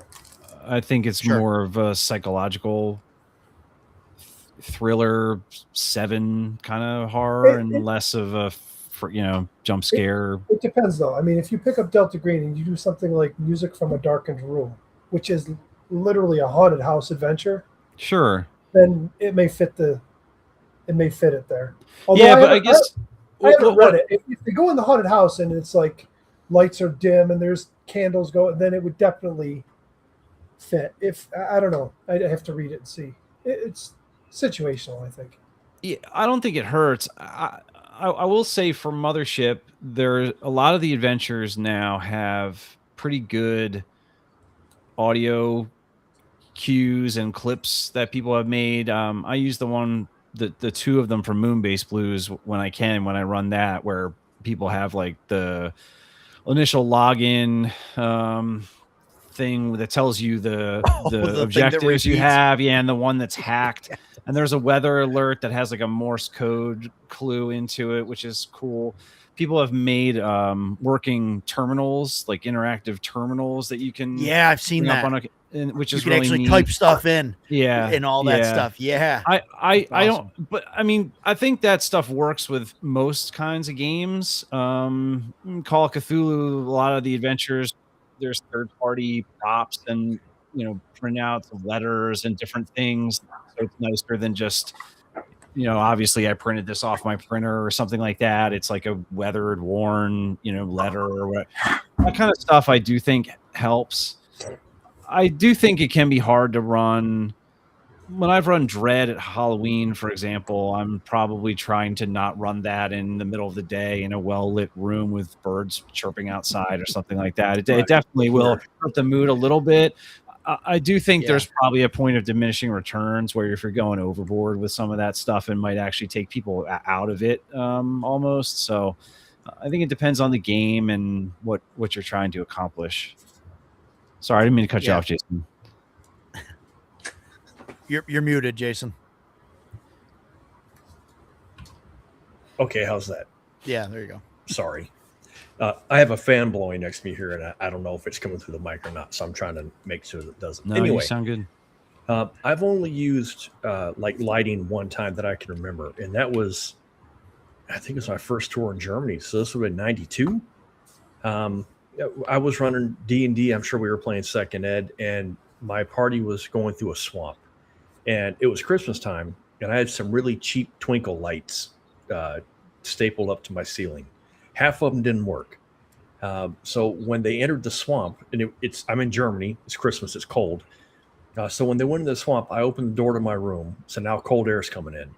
And I turned the lights off, and I turned the twinkle lights on. And like I said, half of them didn't work. So it was pretty dim. It was like just bright enough so the guys could see their sheets. That's about it. And I felt like we were in a swamp, and I wasn't running it. And so, I lowered my voice, and I'm just like, we're whispering as we're creeping through the swamp. And man, it went incredibly well. But that's the only time that I can ever remember doing it. And I haven't said much during, tonight so far, because, horror is really not my big thing. I'll play it. But I have a couple of thoughts on it.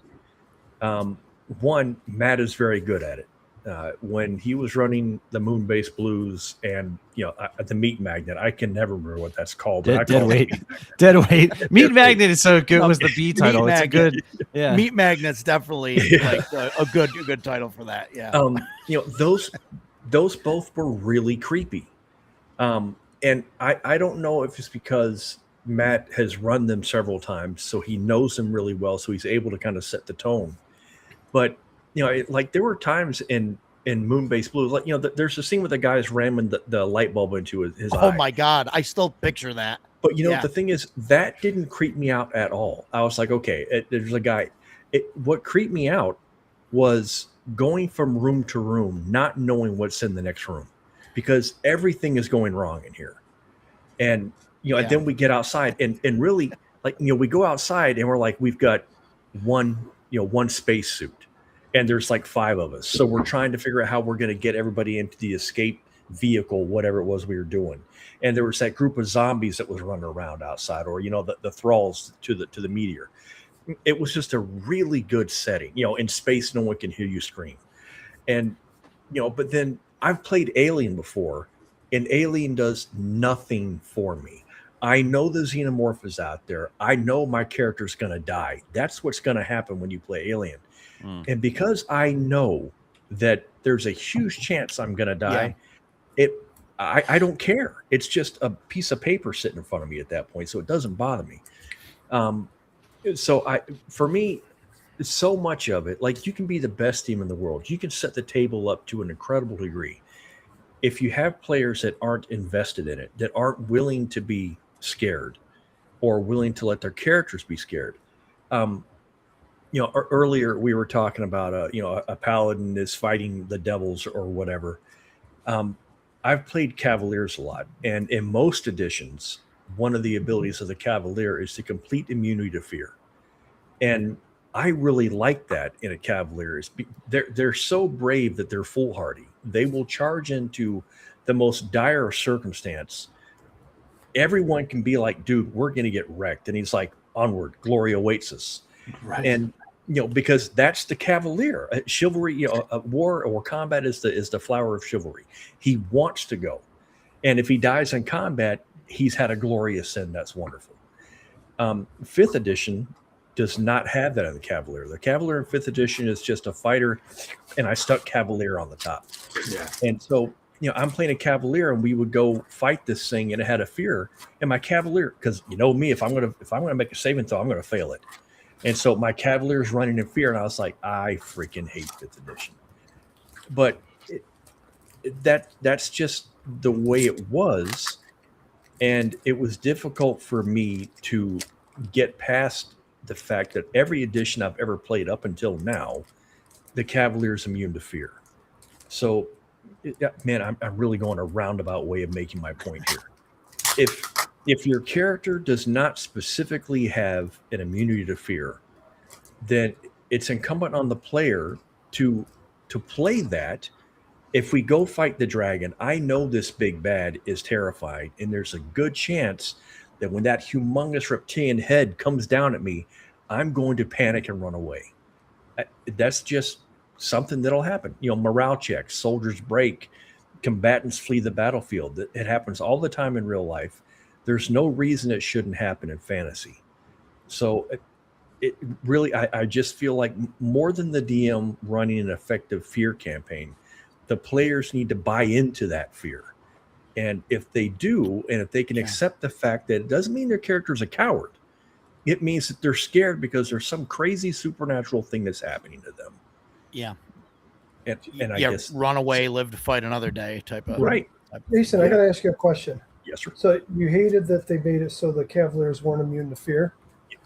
What's your thought on paladins and being turned by evil clerics? Because that goes all the way back to first edition. I know a lot of people hate it. Yeah, I don't like it.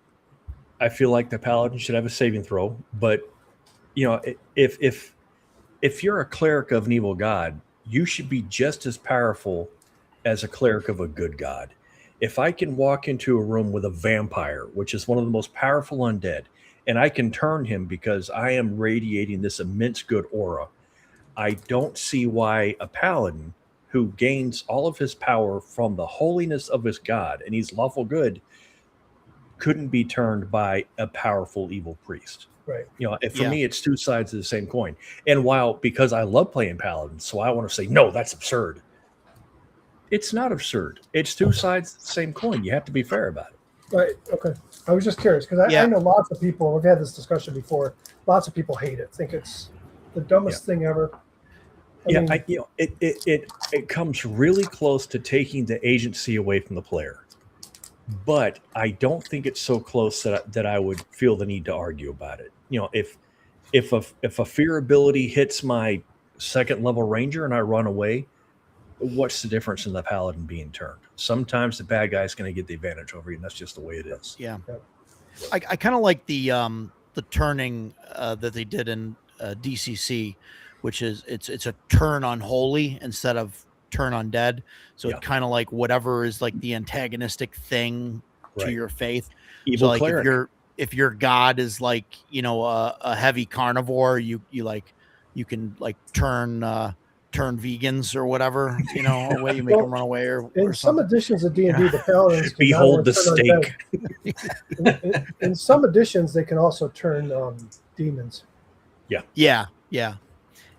I just like that it's kind of like, an opposite thing instead of just like turn undead, because there's like other things that really like other gods or whatever that might not care, like, I mean, you look at like Greyhawk or whatever, like Paylor is obviously like the turn undead, right? God. He's the sun god. Yeah. Right. I mean, it makes sense. But you look at like some of the nature gods and all that stuff, and it's like, why do they, or Faharligan there, the wanderer, the wanderer there, like, it doesn't make sense for his clerics to turn undead. Like, who cares? Like a lot of those care. A lot of those contradictions or inconsistencies, or however you want to couch them, is actually why I've gone back to preferring just standard clerics. You may have a god that you prefer, but you worship the entire pantheon, doing the thing, and and that's how I've been trying to run clerics, for the past few Yeah. years. That's kind of the Greek pantheon method. Yeah. You might sacrifice every other day to Zeus, but you fully acknowledge and praise all those gods because you don't want any of them getting pissed at you. Yeah. Like when you cast a spell that's like, magic weapon, you're praising Mars, right? And then like when you go to heal your whoever it would be for healing, charm Aphrodite, that kind of thing. Yeah, I think that makes more sense. Not when second edition went into the whole specialty priest thing, I thought it was cool back in the 90s, The sphere of influences. Yeah, I thought that stuff was cool, but it got too, especially they could never figure out how to do it right because they've done there's 3 different versions of specialist priests throughout second edition. They kept changing how it works and and now by 5th edition they're like just another type of wizard, really. It feels like a white mage or whatever you want to call them. But anyway, I agree. Like, open up the 1st edition book and just pull out the cleric. They were perfect as they were. I like them that way. Yeah, I've always, like in my campaigns, I've always kind of had, I've gone back instead of having like a huge pantheon to have like one main, god. It's like, this is the Lord of Light and there's a Lord of Darkness type of thing. And it's like, opposites, and that's it. And maybe there's like a pantheon that's like under them or what, but those are the main kind of things. And so it kind of makes sense to do like the good and evil thing. Because like the Greek did that. Absolutely. But like you, because you look at some of the other pantheons and there's just, I don't know, they're all over the place. And, I don't know. I think it's nice to have like clear cut, good versus evil type of, thing. Yeah, I did that in my homebrew setting. That there's like a one true God, and if you're a cleric, you have to worship that deity. Everybody else who has gods that they worship are really comforting with powers, so they're really like a warlock or a magic user of some kind leading a cult. And that sort of like made us like clear distinction, and Lamentations like leans into that. Like, if you're a cleric, you have to be lawful. If you're a magic user, an elf, you have to be chaotic, because you're doing 2 separate things. You have 2 very radically different worldviews. I really like that, and I really think it helps. Kind of like you said, it makes something clear cut, and then you just have to make a decision, So the Saints system for Dolmen Wood is pretty cool. I like the shrines and all that stuff where you can kind of get extra spells by praying to the to specific shrines of certain gods or whatever. It's definitely interesting. But having like one kind of overarching thing, I think is better than having a whole slew of deities, and then you don't know which way's which. What do you guys think as far as a system for horror? We've all played different things. I know, we've played, Mothership. I know we've played Alien, Shadow Dark, Call of Cthulhu. I mean, things like that. What do you think's a system that handles horror really well? And I guess why? Call of Cthulhu. Dr. Green. Call of Cthulhu, you think, Mike? Why do you say that though? What are your because reasons? First of all, your characters in both games are super fragile. Combat is absolutely deadly. Combat's a little more prevalent in Delta Green than it is Call of Cthulhu, I think. Mm-hmm. But you're still very, very fragile. Doing those horror checks or fear checks or whatever, I forget what they're called. But sanity checks. The sanity checks, and you're based on there's different types. Delta Green does it a little different than Call of Cthulhu. I don't know Call of Cthulhu enough because I haven't run it yet. Mm-hmm. But I was told that Delta Green improved on the sanity a little bit. It's similar, but the bonds are exclude. That's a Delta Green thing. That doesn't exist in Call of Cthulhu. That's the main difference. So you get bonds that might be like family members or friends or coworkers, just like might be your best friend. And anytime you take those checks, you can mitigate it by projecting onto one of your bonds. So basically, if you say I'm going to project onto them, you can mitigate the sanity loss But then after the adventure's done and you go back to your home, you then have to resolve that, and you lose part of your bonds, which helps to, keep your sanity and whatnot. So it's a cool system. We talked about it before, but so just a real quick, True Detective season 1 is to me was super Delta Green coded, because it shows that time jump and how much more normal those two folks were. Yep. Whatever it was, 15 years before, and how much what was his name, Dusty, I think, in particular, got messed up by his exposure to Carcosa and kind of getting too close and learning things he shouldn't have known. And Delta Green really does a good job with that. The sanity isn't just a second well of hit points. You have to actually role play out the degradation of your family and friend relationships, and what you're taking home from those experiences. It's not just in Call of Cthulhu, it's like, oh, I take I go to a sanitarium, or I go to whatever, and I get a roll and I get some sanity points back. It's definitely more impactful than that when you have to actually act it out. Yeah. I also, you've mentioned this before, but the lethality rating on weapons in Delta Green, I don't believe is in Call of Cthulhu either, where a weapon will have a 10%, 20%, 30% lethality score, where if it hits you, you roll that percentage, and if you fail it, you're just dead. So if somebody shoots you with a heavy machine gun, it's not just like, oh, it's 2d8 damage. I mean, it's whatever damage, but also I'm going to make this lethality check. Yeah, you just got blasted into smithereens. You're just dead. Yeah. So like that to me is a scary mechanic as well. Like when you're looking down the equipment list and you're like, and your player's like, what does this score mean? Oh yeah, that means if you shoot somebody with this weapon, there's a 20% chance they're just dead. Doesn't matter how many hit points they have. That's really cool. I didn't know that. I've like I said, I've never played Delta Green, so that's cool. I like that. That kind of goes back to the old system shock check. When you take like so much damage in D&D, like it's greater than 50% or whatever, there's a chance you just die. Like that needs to come back. Man, my players are gonna hate me. Yeah, well, it's like the thing about like and I get like Shadow Dark is trying to be a minimalistic kind of game, right? And well, not anymore, I guess, but we'll see where that goes. But like, you should have a very minimalistic game, so it's like, so it has that thing where like, oh, okay, a dragon literally, breathes fire on you. You have 10 hit points. You get hit for 40 hit points. And it's like, okay, you go to 0. And next turn, somebody runs up, makes a DC 15 intelligence check. It's like, hey, buddy. I'm still alive. Wake up. Badly You're burned. like, oh, thank God. I'm very badly burned. Thank God. Okay. You're okay. And then literally you get, dragged through the lava outside, right? And it's like, okay, we take a nap. 8 hours later, you're like, okay, good to go. Let's get back in the fight. Be like if Anakin took a nap and he had his arms and legs and skin back. Yes, that's right. Right, he takes it right. Feeling much better. Anakin, right. That's all he needed was a nap. If Obi-Wan dragged him outside and just put him to sleep, 8 hours later, it would have woke up, would have been fine.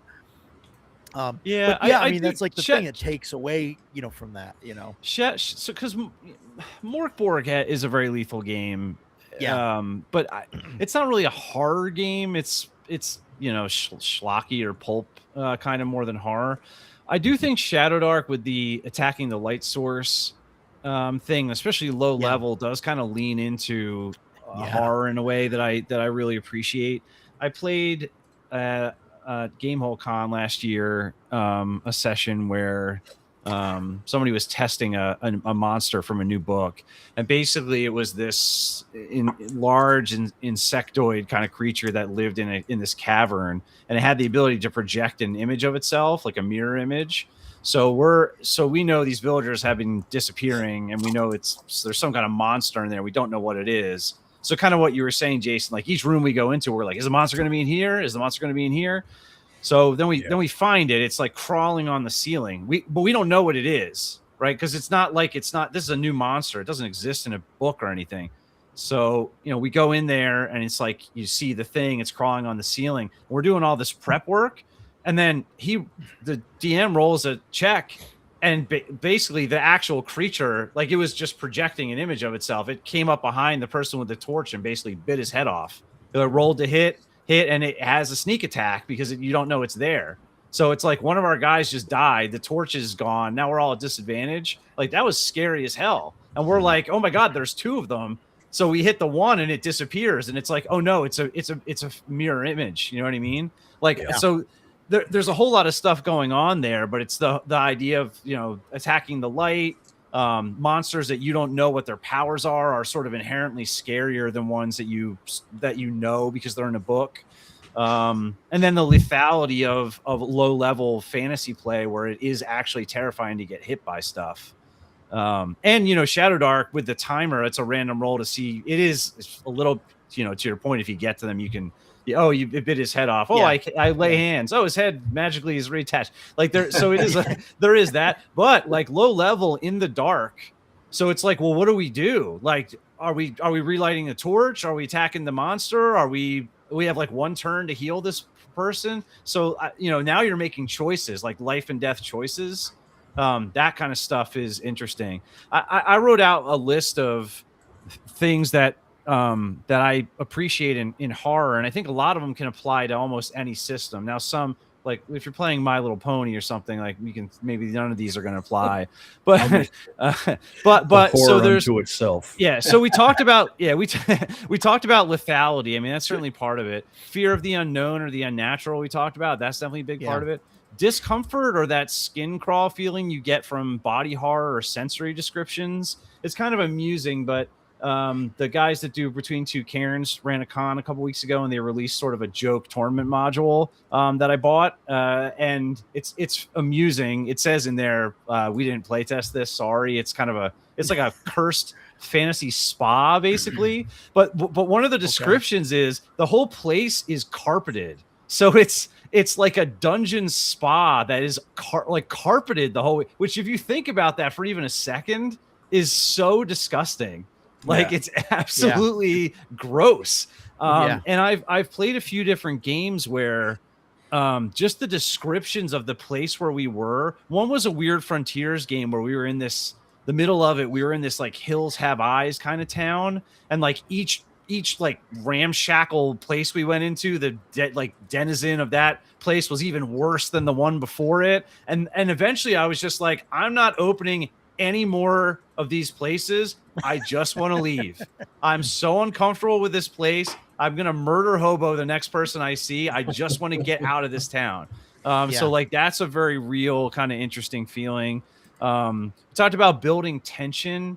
One thing that I do sometimes, there's a couple different tricks there. If you ever set out like a timer, like a countdown timer on a die, and you just don't explain what it's for, or the Blades in the Dark clock, like you make a 5-segment clock, you just periodically fill in a segment. Like, and if you don't explain, like, what are you doing over there? Oh, don't worry about it. Just keeping track of something for myself. Like that kind of stuff is like players get really invested in. Like, what does that mean? What's going to happen when that thing counts down? You can also do with Mothership, especially. I like to some of them, like Haunting at Epsilon 14. I'll hand out like little cards to all the players, and some of them will have information. Some of them will have like an objective, and some of them won't say anything. Like you have 2 peanut butter and jelly sandwiches in your knapsack added to your inventory or whatever. But like just giving players, or like in game, if you pass somebody a note, that kind of stuff puts everybody on edge, because it's the whole like, do we have a traitor? Like what's going on here? Like why does this person suddenly care about this thing? That makes people, the whole thing, and you see in horror movies or Walking Dead or whatever, where the community fractures and turns on itself. In a good horror game, if you set the environment right, it's very easy to make that happen, to kind of foster that feeling, like not knowing who you can trust. And then the generalized human fear of certain things, like not everybody, but most people don't like snakes, don't like bugs, don't like rats. There's like a human evolution thing where we just don't like we don't like crawling things. We don't like webs. So there's the 2 Morkborg adventures I ran at the last page. One has this snake cult. And so I bought a bunch of snakes, And they're like, I put them all over the table. And then there's little snakes. When you get bit, the venom lets you see things that the other people can't see. So you'd get a little snake to put on your card. But early on, you don't know what that means. So it's like, why am I getting this little snake? And then there's another one that has this guy, the Roach King. So I bought a bunch of bugs. And like the closer the players get to the Roach King, the more bugs I put out like on the table. And it's just like, what is going on with these bugs? So you can immediately tell the people who are like, they'll kind of push them away. Like they don't like that kind of stuff. I think, even in a con setting where you can't control the lighting, you can't control the music, you can't control the people at the table next to you that are playing whatever and being loud. You can't control that stuff. There's still things you can do that can be system agnostic. You can bring, and I think, Matt, to your point about the Warden's Guide, what I like about that so much is it goes over a lot of this kind of stuff. Yeah. And it doesn't tie it to Mothership. Like in Mothership, the sanity check means XYZ. It's about how do you build tension? How do you make people feel a certain way? How do you evoke a mood? And you can apply that stuff to all types of different games. I still, though, for my money, would say the most tense game that I've ever played is Dread. Like that tactile thing of that Jenga tower, like it just I have yet to find a game that replicates that mechanic so well, because like we've all been down to like 2 hit points or 1 hit point in a fight, and like I think you just get used to that. But it's a very different thing where it's like I have to physically manipulate this, and if I mess it up, my character's going to die. Like, but is that too much? Like on the other side, though, where now it's like no one really cares about the game, but they're more concerned about, hey, I don't want this tower to fall. Like does that pull them out of the game? I haven't seen that. I haven't seen that happen too much. I mean, Dread is a one-shot thing. You're not running campaigns of Dread, so it's over in a couple hours. I've seen somebody knock it over on like the 7th pull, which always blows my mind. I've also seen what tends to happen more often is people really underestimate how many safe pulls are left, and they start making decisions because they don't want to do a pull, even though like probably there's 5, 6, 7 more safe pulls. And so there's a psychological, physical interaction there that I think is really cool and unique. It doesn't happen in a lot of games. So if you're asking me like what game evokes the most kind of tension that sort of replicates the feeling of a certain part of watching a horror movie or something, for me, it's that one, because there's something unique about it, but it's a glass cannon system. You're not going to run it. You can only kind of do it once. Like you do it one time and it's like, oh, that's a really cool thing. I think if you played it 2, 3, 4, 5, 6 times, you would lose that feeling. But it's I think it's a good litmus test or a starter thing to see, like, is this a feeling you like? Do you like this kind of game? Because if so, I have games that are like that are more crunchy and mechanical. We can play over and over again, versus Dread is just a one-shot thing. We would turn it into a campaign thing where everybody has their own Jenga tower in front of them, and then everybody's got to pull, and then everybody's worried about the table shaking, and everything's going on. Oh my god! Yeah, that'd be crazy. It'd be absolutely nuts. Now, I know it doesn't get a lot of love here, but Savage Worlds also has an interesting way to do fear. I pulled out the book just to look, because, if something fears you, there's the monsters in in Savage Worlds will actually have on their stat block, it'll say if they fear or not. So, like skeletons don't fear, but I'd have to flip through and find it, but obviously some of the undead, but even things I think like giant worms and stuff like that have a fear effect to them. So you got to make a spirit check as a free action, as basically a fear check. If you fail that fear check, then you're going to roll on a fear table. And so on the stat block, it'll tell their fear, and it might say like fear +2. So when you roll that D20 fear table, you're going to add +2 to it. So you can get above 20. So 22 plus, which is the highest level, is heart attack. And then it goes on to it where, they're overwhelmed with fear. Their heart shudders. They must make an immediate vigor roll at -2. If successfully stunned. If he fails, he's incapacitated. and dies in 2 to 6 rounds. In the latter case, healing roll at -4 can save his life, but he remains incapacitated. But it goes through a whole rank of like at the very bottom is adrenaline surge, distracted, vulnerable, shaken, and these are all statuses in the game. Mark of fear, frightened, panicked, minor and major phobias. If you get a phobia, that's lasting. So now you could be fearful every time you see something like that. It's pretty interesting the way they do it. Yeah, that's interesting. I wonder, like, some of that though, like mechanically, like I don't know if that like translates well enough. Well, that game does. Yeah, no. In some games, it definitely will. But I mean, I know in like some games where it says, "Oh, okay, so you're like afraid of, skeletons, or you're afraid of like ghosts now from like now on." Like I wonder if in like a campaign, that could be like great 3 sessions playing. later. That could be great role. Right, but 3 sessions later, like I feel that with some people it becomes like a campy kind of thing where they're like, "Oh, it's a ghost. Oh, I'm afraid," or what. You know what I mean? And again, maybe I'm just playing with the wrong group. Right. Well, Yeah, I think that goes back to it's on the player to take it seriously and play it seriously. Yeah, I was just gonna say that, like, I think game masters put a lot on themselves, because but we bring our players like 9/10 of the way there or whatever. It's up to them to take the next step and like really step into it. If they just want to show up, roll dice, drink beer, and talk about the sports ball in between dice rolls or whatever, you're not going to get out very far with like a horror game, or maybe not even a sword and sorcery game. You know what I mean?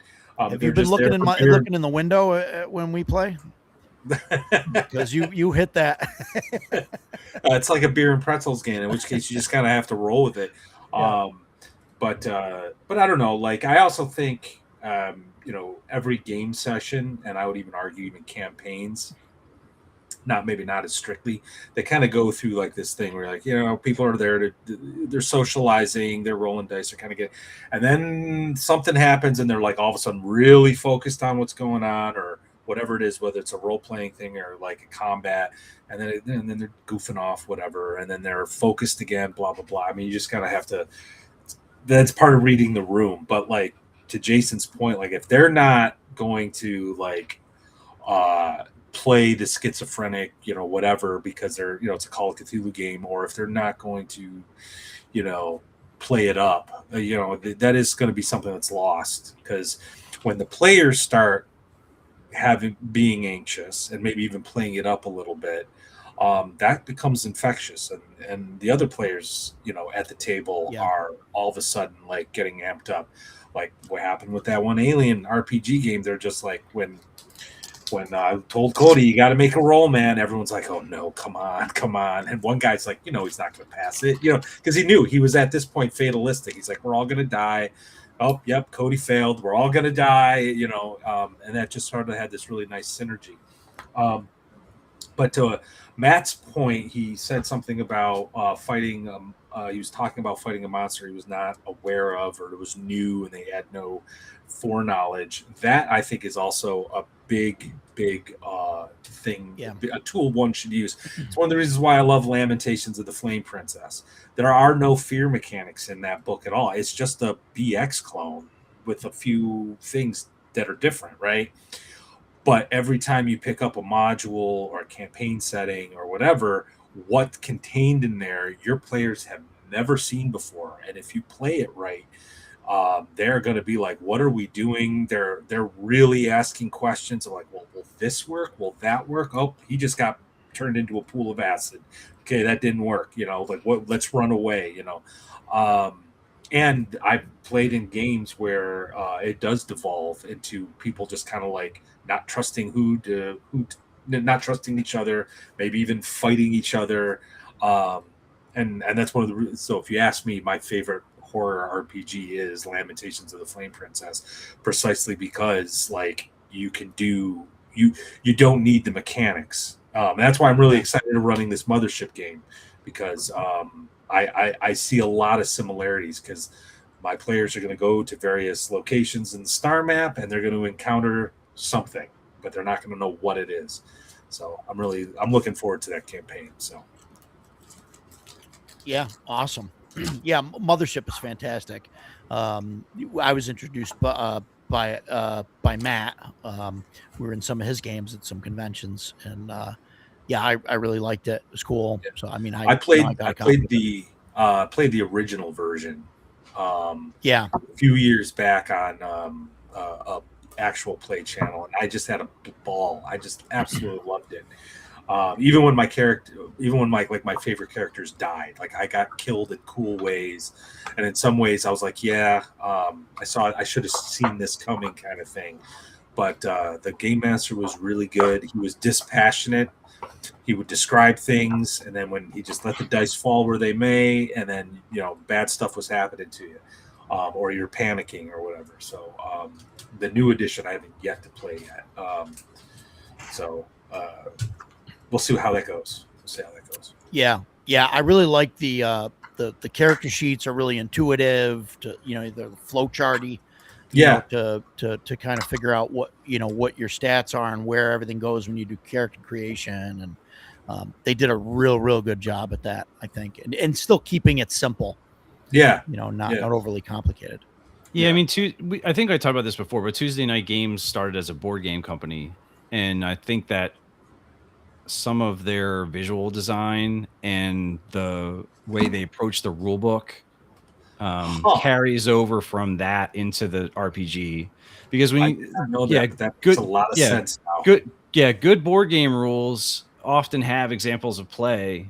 RPGs sometimes do. A lot of them are too much fluff. It's too much like people pretending to role play and less about the nuts and bolts of how to interpret the rules and make them work at the table.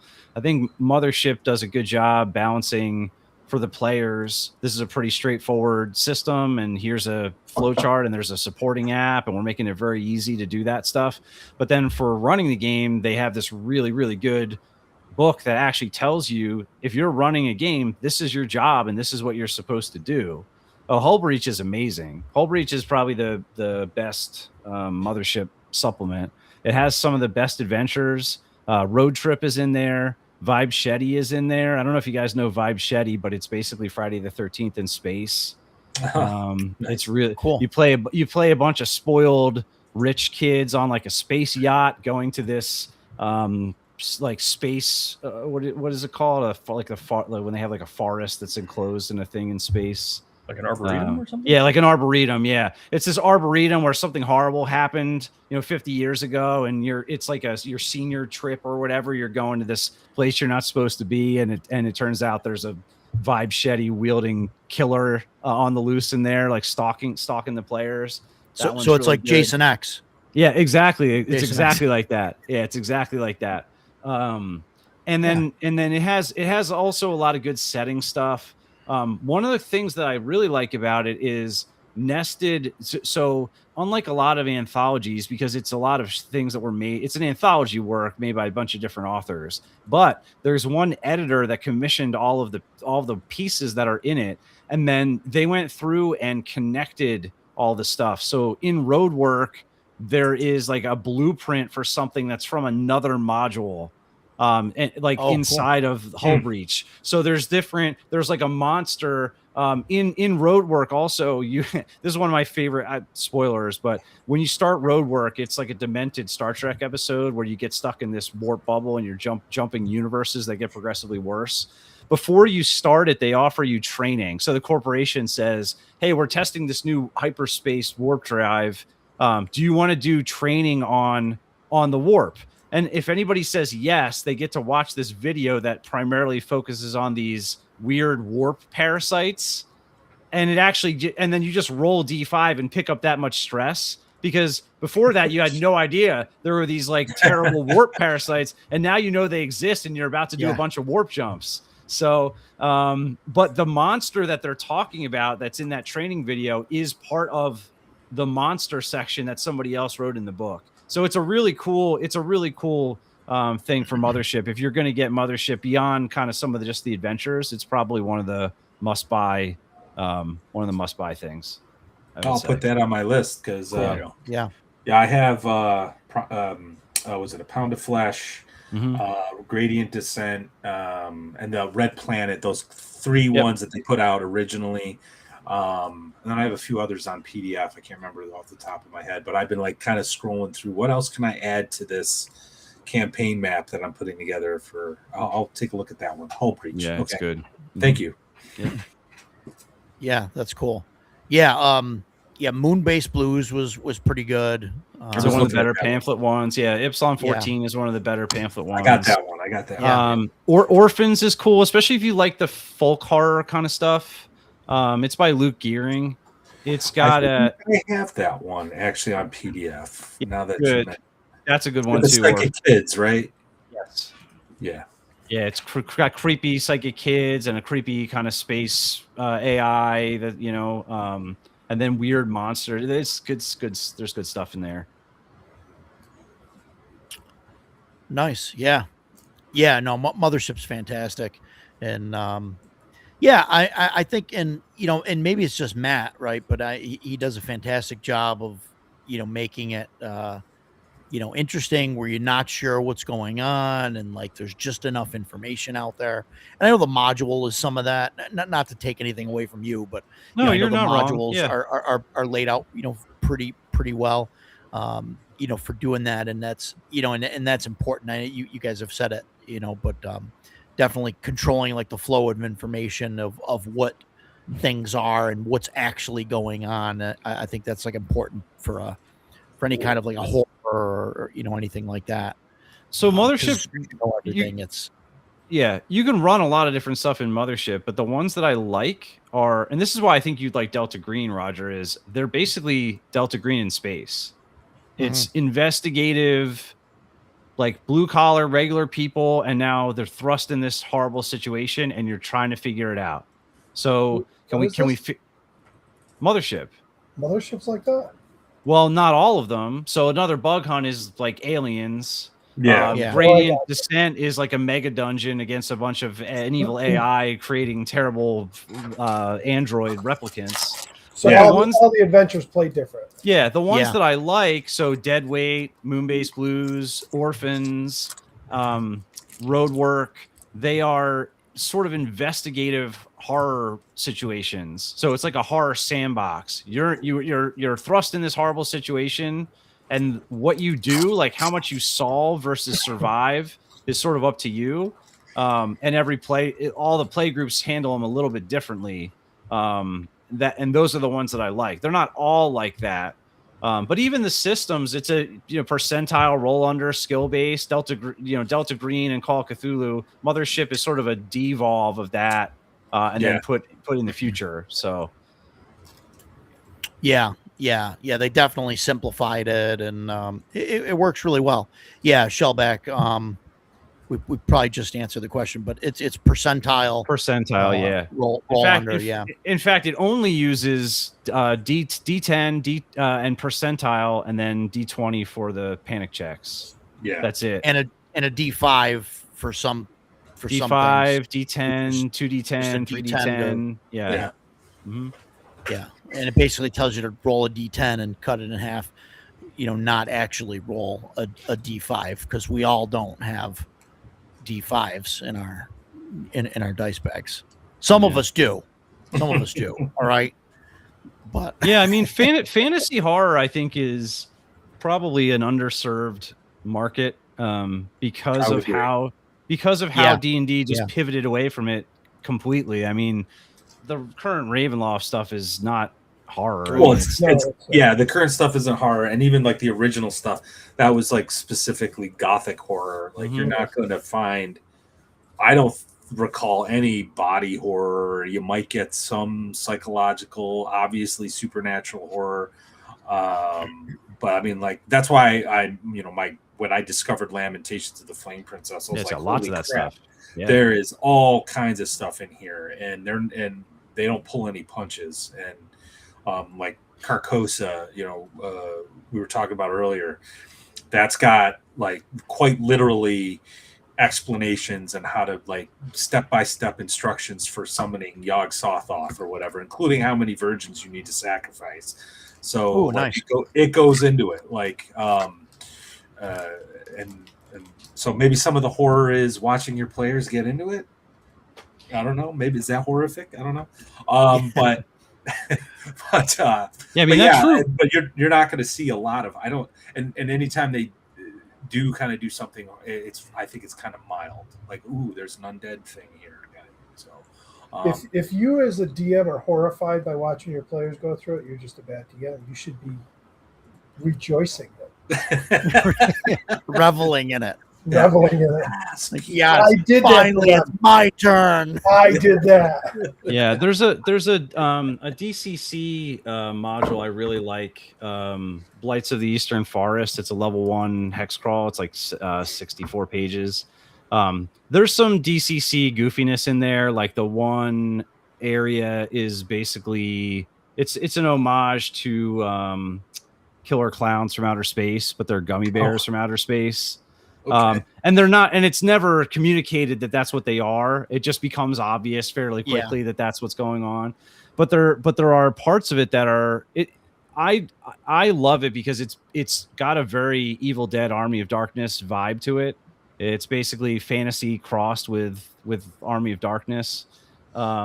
But I played it at a con with the author Thorin Thompson, and he's first of all, he's amazing. But it's one of the most memorable one shots I ever played because we did all this stuff and we're going through this thing. We're being harassed by this disembodied hand. It's like flipping us off and it would like pop out and shoot crossbows at us as we're like descending down this thing. We fought this suit of armor that we thought was the big bad, and you know we like spell burn and did this huge magic missile and blasted this thing for like 60 damage, and then it turned out, oh no, actually that's the guardian to the big bad.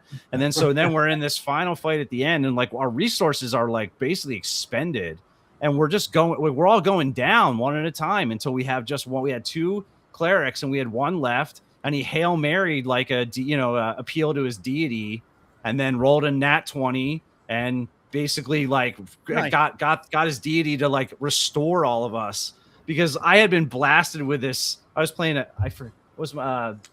I had some stupid halfling. I didn't come up with a name. Oh, Coffee Pan Griddle or something was my guy's name. He's like, do you have a name? And I'm like, no. He's like, all right, you're Coffee Pan Griddle. Next. And I was like, all right, I guess that's who I am.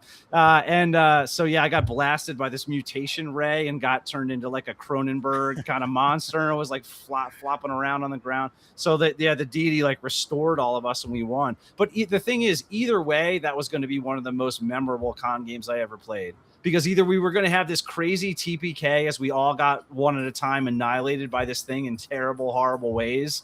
Or what actually happened is we got lucky and managed to light our darkest hour Matrix of leadership moment where like this God comes down and restores us. And then it turns the tide and we won. But the thing that made that so memorable to me was it wasn't just basic fantasy stuff. It was very much horror. There was like creepy monsters and body horror stuff going. We're not fighting a giant. We're fighting what is basically a giant, but it's a giant made up of a whole bunch of corpses that, form up into this giant corpse monster. And as it's it's clubbing its arms, like parts of corpses are flying off. Do you know what I mean? Like it's that kind of stuff made it much more memorable for me anyway. So if you like that fantasy horror stuff and you're okay with DCC, that's one I really recommend.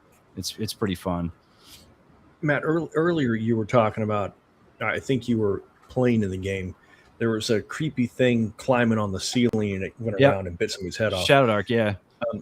And I this is the only video game reference I'm going to make, and then we'll move on.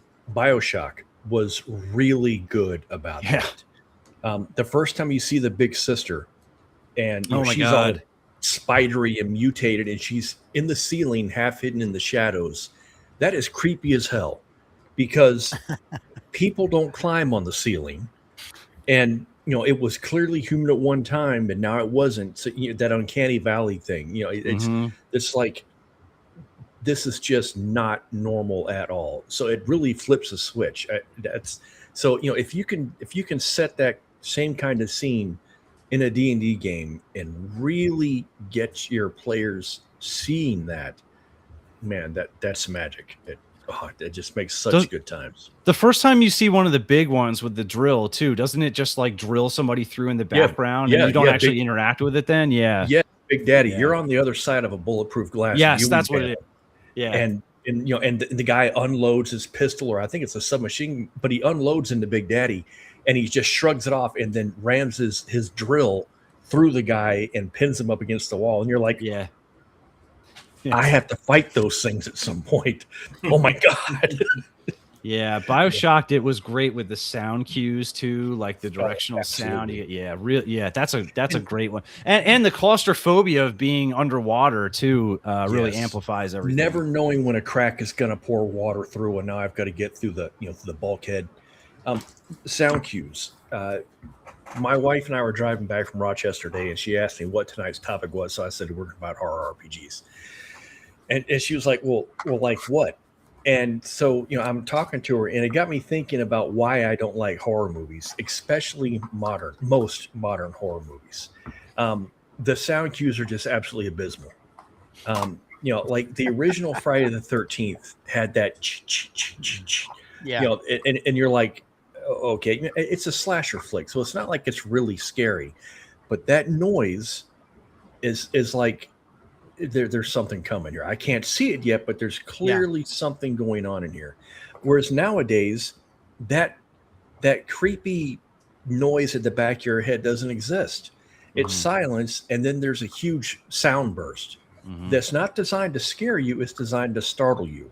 Yeah. And being startled is not the same as being scared. Yeah. And so I think they've, most modern horror movies have really lost that, or like, the bat. I think there was one called The Nun, and the person's walking down the hall, and it's a trope now.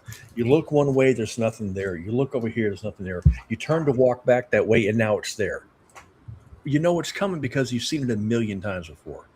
So those are really pitfalls that I would like DMs to stay away from when they're running their horror games. Stay away from the tropes because your players know those tropes too. Yeah, that's fair. I think kind of to your point about sound, we tend to describe things by sight, right? Like, oh, you see this magical tower and it's got these minarets and da-da-da-da-da. But with horror, you want to like focus on the other senses. Sound and smell, I think, are really good. And just speaking of slasher films, A Violent Nature, I watched maybe 6 months ago, and it's from the slasher dude, the Jason Voorhees character's perspective. So the camera is behind this hulking figure entire time, and there's no music. You just hear him walking through the forest, and then all of a sudden you hear the kids by the pond. They start to get louder as he's getting closer. And then the cool stuff happens and they start getting cut up. But it was a really interesting use of sound. Because at first I was like, what the heck am I watching? What is this? What's the name of that? A Violent Nature, or In a Violent Nature, something like that. Yeah.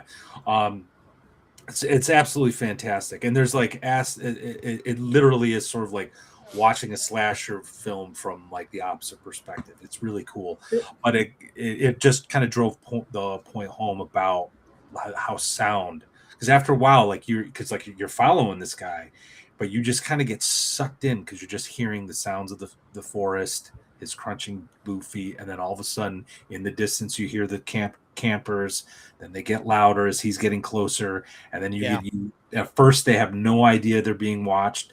But as the movie goes on and the body count starts rising, you hear them being scared. Oh my God, is there something out there? It was really excellent use of sound. So to your point, Jason, man, like you got to use the other senses appropriately. Yeah. The Eclectic Goat here says slasher flicks are the fast food of horror. I think if they're done right, they can be. Yeah, go watch in A Violent Nature. I think everything in the 80s and mid 90s, it was all about slasher flicks, and then things like Paranormal Activity came around, all about the shock value and the jump starts, and that's what everybody kind of gravitated to it. Yeah, Cheap and easy. that's Like- used. It's used too much. Jump It scares. is. Yeah, it's way too much. I have Also not had a has- chance to see Backrooms yet. Yeah, I've not seen Backrooms or Iron The Lung. first Iron 2/3 Lung are I'm not good. familiar with Backrooms, I don't know. I may end up watching that with my daughter or something once it comes out. Yeah, I didn't think it stuck the landing, but the first 2/3 are pretty cool. You made me think about something fantasy horror. I think the moment this is going back a long ways now, but the first Lord of the Rings movie, The Fellowship of the Ring, I think the moment I realized, okay, this movie is going to be really good, is when the hobbits are on the road and they have to hide from the From the Nazgul Nazgul. under the tree, and the sound cues and the way the color fades out and the bugs, the creepy crawly bugs start, and it's like the horse breathing. And I was like, oh yeah, this is actually gonna be good. And they but repeat that effect every time you put they the ring do, on. yeah, Every time you and put the ring on. they make those guys really creepy and disturbing. I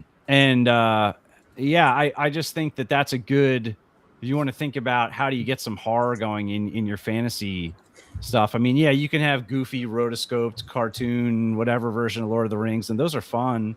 But there's also the version that has that kind of, I think The Hobbit like fails at that, right? Where it has these goofy CGI cartoony Goblin King and all that stuff. That to me was like the opposite, had the opposite effect of the Nazgul in the first three, where it's like, well, this is just cartoony tomfoolery. This doesn't affect me the same way. So yeah, to your point about sensory stuff, it's not just that the monster shows up; it's all the ancillary stuff that happens along with it. The way the colors start to fade out. You suddenly realize where did all these bugs come from? Right. That stuff is really good. I actually get angry with myself all the time when I run games for not leaning into that stuff more. Exactly what you're saying. You're just describing, you see this, you see this, you see this. And it's so much more powerful to lean into the other senses. Yeah. Well, number first, like in The Haunting of Ashenshire, one of the things that the witch will do is she'll knock 3 times. I borrowed that from The Conjuring. So when I ran that at North Texas Con this past summer, you're going down this dark hallway, and then I just slammed on the table like 3 times. You hear this whack, whack, whack down the hall, and everyone's like, should we go down the hall? But when I was running my Lamentations of Elemental Evil campaign, I basically took Temple of Elemental Evil but used Lamentations of the Flame Princess.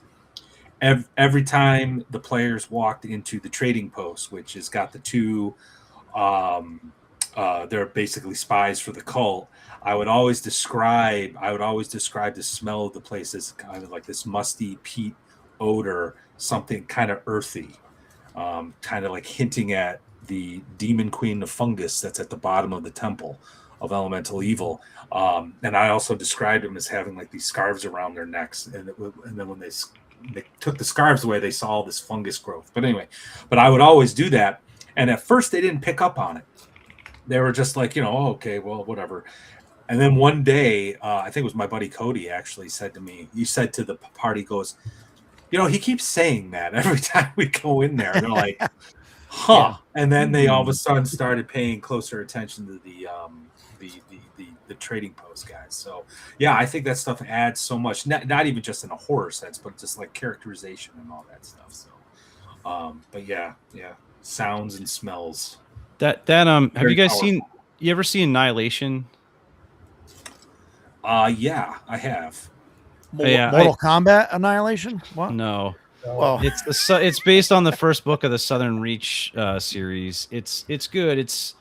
The movie's decent. It's pretty good. I think the book is better, but the type of horror it is either will hit with you or it doesn't. It's got a lot to do with facing your biggest fears and like what makes us, like giving yourself over to the thing that you fear the most, and like loss of your bodily agency and things like that.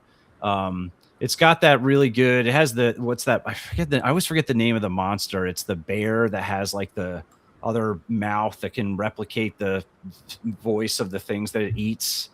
So it eats something, and then it uses the voice of the thing that it killed to like call for help, and that's how it gets more victims. Anyway, it has one of those in it. But there's a repeating sound like cue that's in that movie.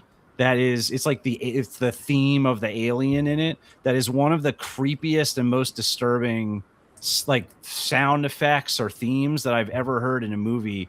And it's good because they use it in YouTube shorts and Facebook, YouTube like reels and all these kind of short videos. It's one of the sound effects that they'll use to like make you immediately feel a creepy feeling. So even though the movie's like a maybe 6.5 out of 10, like it's got a 10 out of 10 sound design. And it's sort of is a good example of how that kind of stuff can elevate something that's okay to be even better than that, just because it really sticks with you. Like every time you hear that forevermore, you'll immediately go like, ugh. It's like just one of those creepy things. Yeah. So, yeah, the eclectic goat here says original Nightmare on Elm Street isn't a slasher. It's about the deaths. You could say the same thing. I don't know. I think it's more of a slasher still, but with some like investigative stuff. And then Shellback mentions the Alien series. There's something in common there that like the first of a series of movies can be like this kind of horror investigative thing where like the horror is like very like you don't know what's going on, right? There's little clues about what the evil entity is or whatever, and it slowly gets leaked. You find out like a little more, and then finally this thing where whatever it is, whether it's Freddy or Jason or one of the aliens or whatever, like that makes the appearance, and it's like, holy shit, this thing, and blah blah blah, and it's and then it's like stalking you or whatever.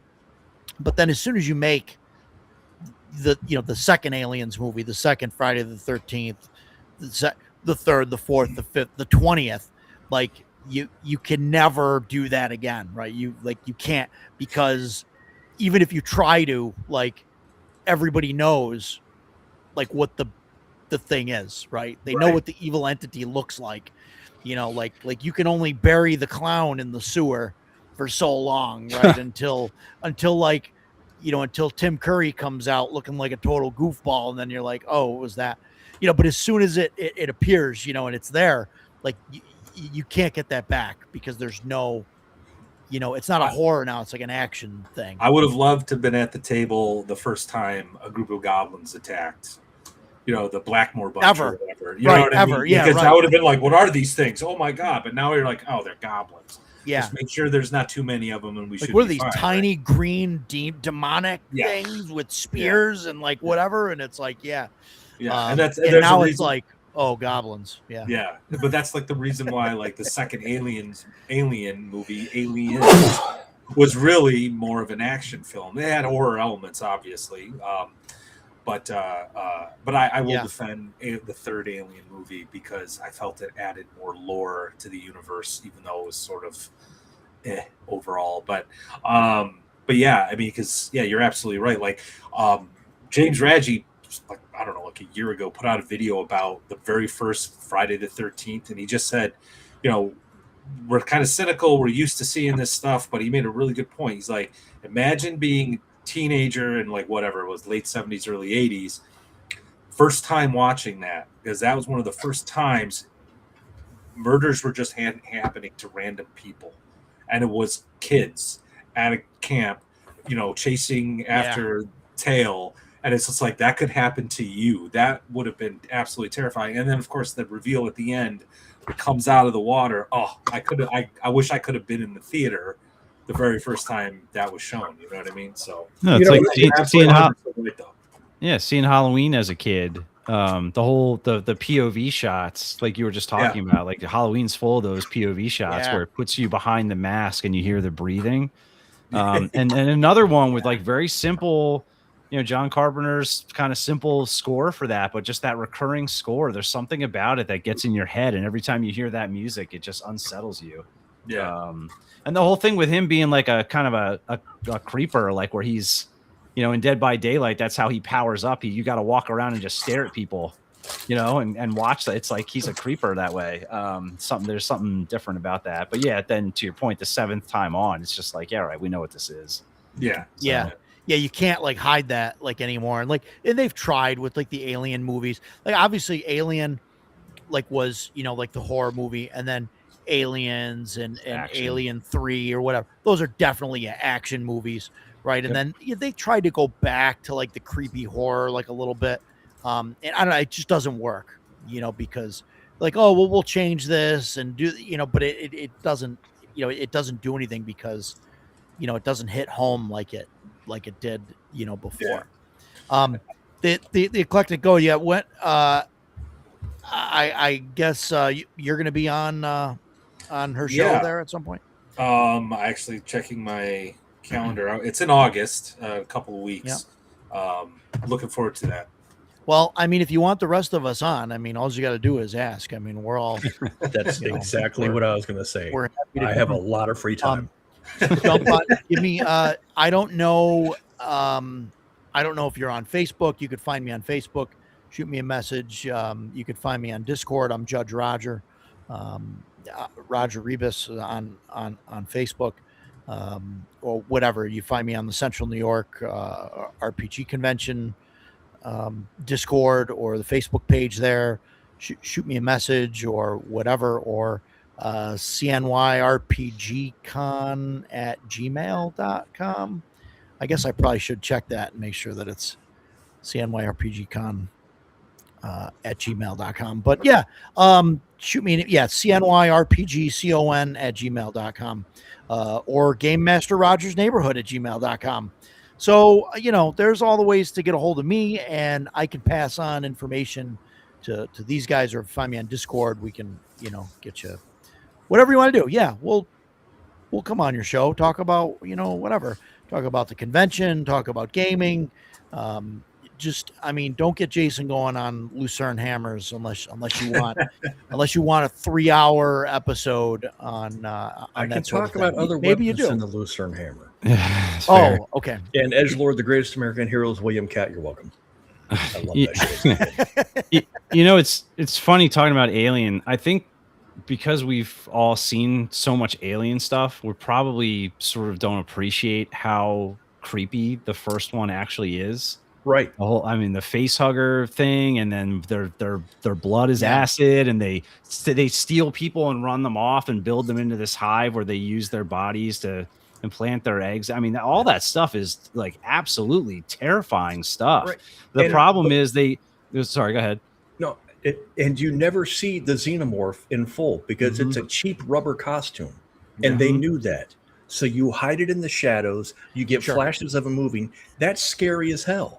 Yeah. So when you get to the latter movies where you see the xenomorph running around, oh, well, now I know what this is, and it's not nearly as scary as it used to be. Yeah, they tried to make it scary by, we'll have lots of them because now we have better special effects. We can have 50 little ones running around. Then they said, well, what if we have ones that are weirder hybrids? And then what if we just have weird black goo? And what if we have these giant jumbo? But I will say the one really good monster that they did kind of hit on is in that Alien Earth. If you watch that show at all, there's the eyeball guy is probably the best monster I've seen in many years. It's so creepy. It's this alien. It's this eyeball that is basically like it's like a fly's eye. It's a whole bunch of little eyeballs that can merge into kind of one big eyeball, but it has these little stalks that come off of it. And what it does is it crawls up on any kind of living creature and pops their eye out and implants itself and takes over their body.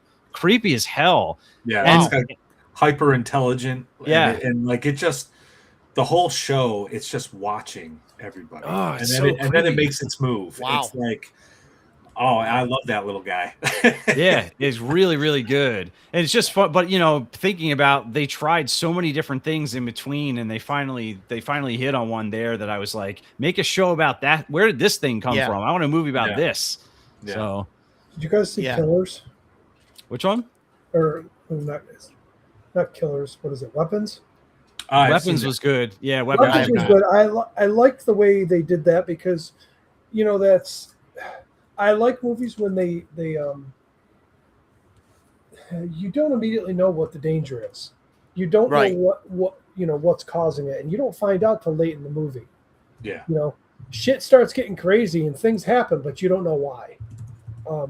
Yeah. I feel like movies these days telegraph way too much what's Agreed. going Oh, on sure. early in it. Yeah, Yeah, Weapons is good, absolutely. and Barbarian was his movie before that. That one's good too. It's I also haven't seen creepy. I have that on digital. I have not seen it yet. I've heard it's good though. Creepy. Yeah, it's Yeah, I like creepy. Weapons better Yeah. than Barbarian, but that was good. Weapons and- would have been better if one more person had died. What did they not kill a lot of people?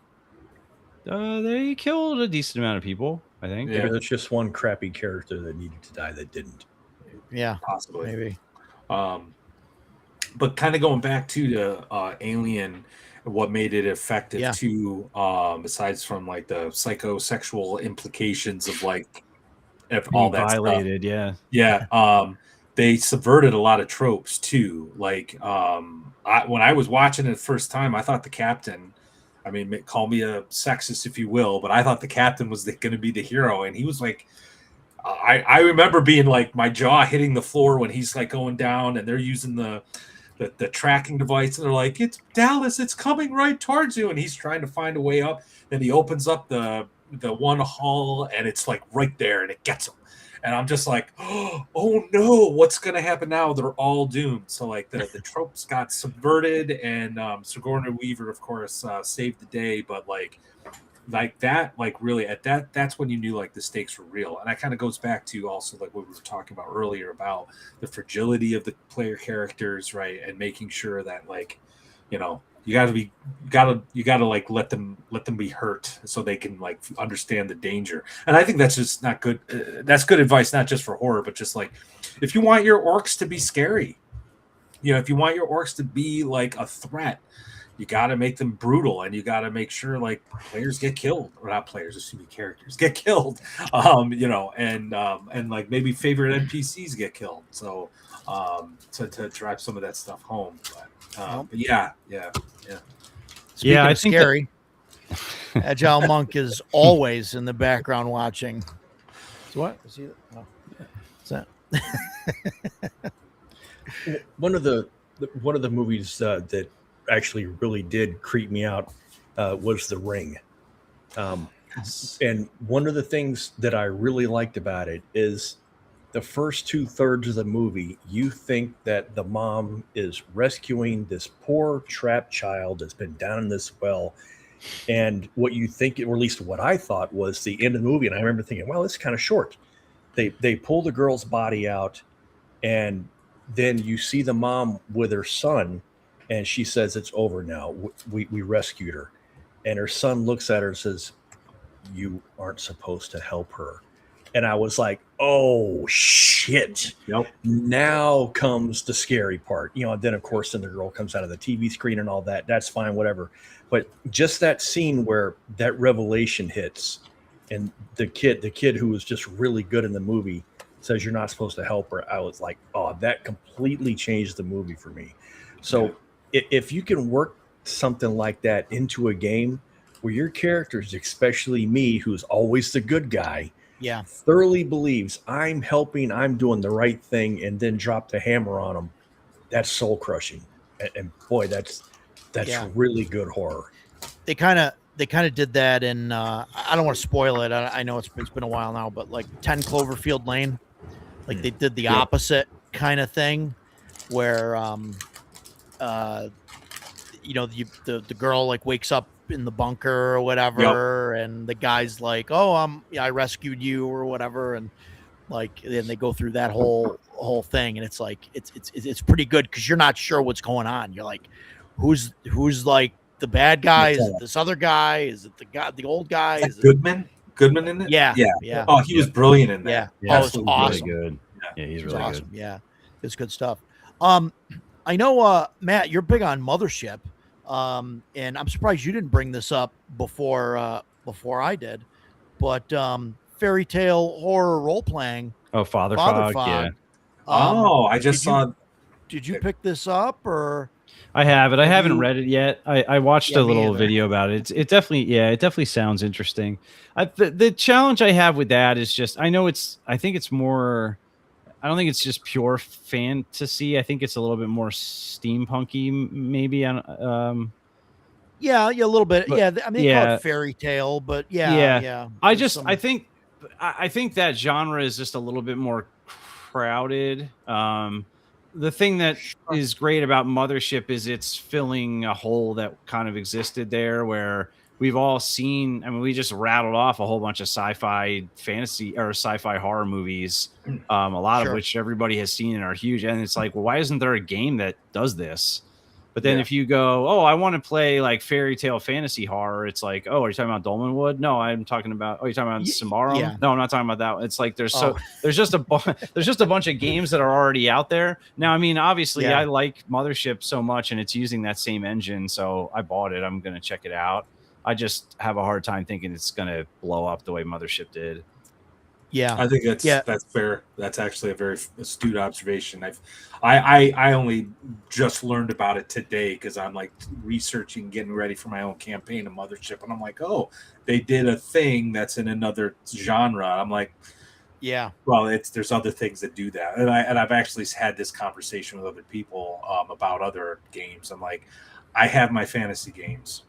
You know what I mean? I have my fantasy horror. You know, I don't really need to be buying like all these other stuff. Part of me curating and not blowing my wallet on every single Kickstarter that comes along. But yeah, I think that's a fair observation on that game. So Yeah, no, it's not fantasy, but we talked about Vaesen a bunch last week. It was on a bunch of our lists. I mean, Yeah. that's a similar thing. Like, there's just a lot of games kind of out there in that space that scratch a similar itch. So, I like that they do this. They got the hope and despair, kind of thing, and so like every time like something bad happens or you come across like an enemy you haven't seen or whatever, you roll a hope save and it could lower your hope score until you get into like despair, and then there's like a whole list of like things that can happen where you lose hope, and then like it causes the people you're with to lose like hope, because you're kind of bringing them down, or there's a whole bunch of different effects that kind of happens, and like you don't, like they explicitly tell you like, hey, if you're a player, don't look at this page that has all the effects on it, because there's things where like if other people touch you or like if certain things happen, like they also lose hope or whatever, and so it's kind of interesting that they do that. I know it kind of like mechanically gives you like that sort of horror aspect or whatever, but it's interesting. I think it gives you like a decent like role playing kind of thing to go with, and then eventually like you get like you end up rolling a 1 on the despair check, and you just die, so yeah, I mean, I think they're treating it like they did Mothership. They're calling this the 0 edition. So my guess is they're going to play test it and see if people make some content for it, and then if it does, then they'll do a special edition box set on Kickstarter. Yeah. Yep. Yeah. That'll definitely happen.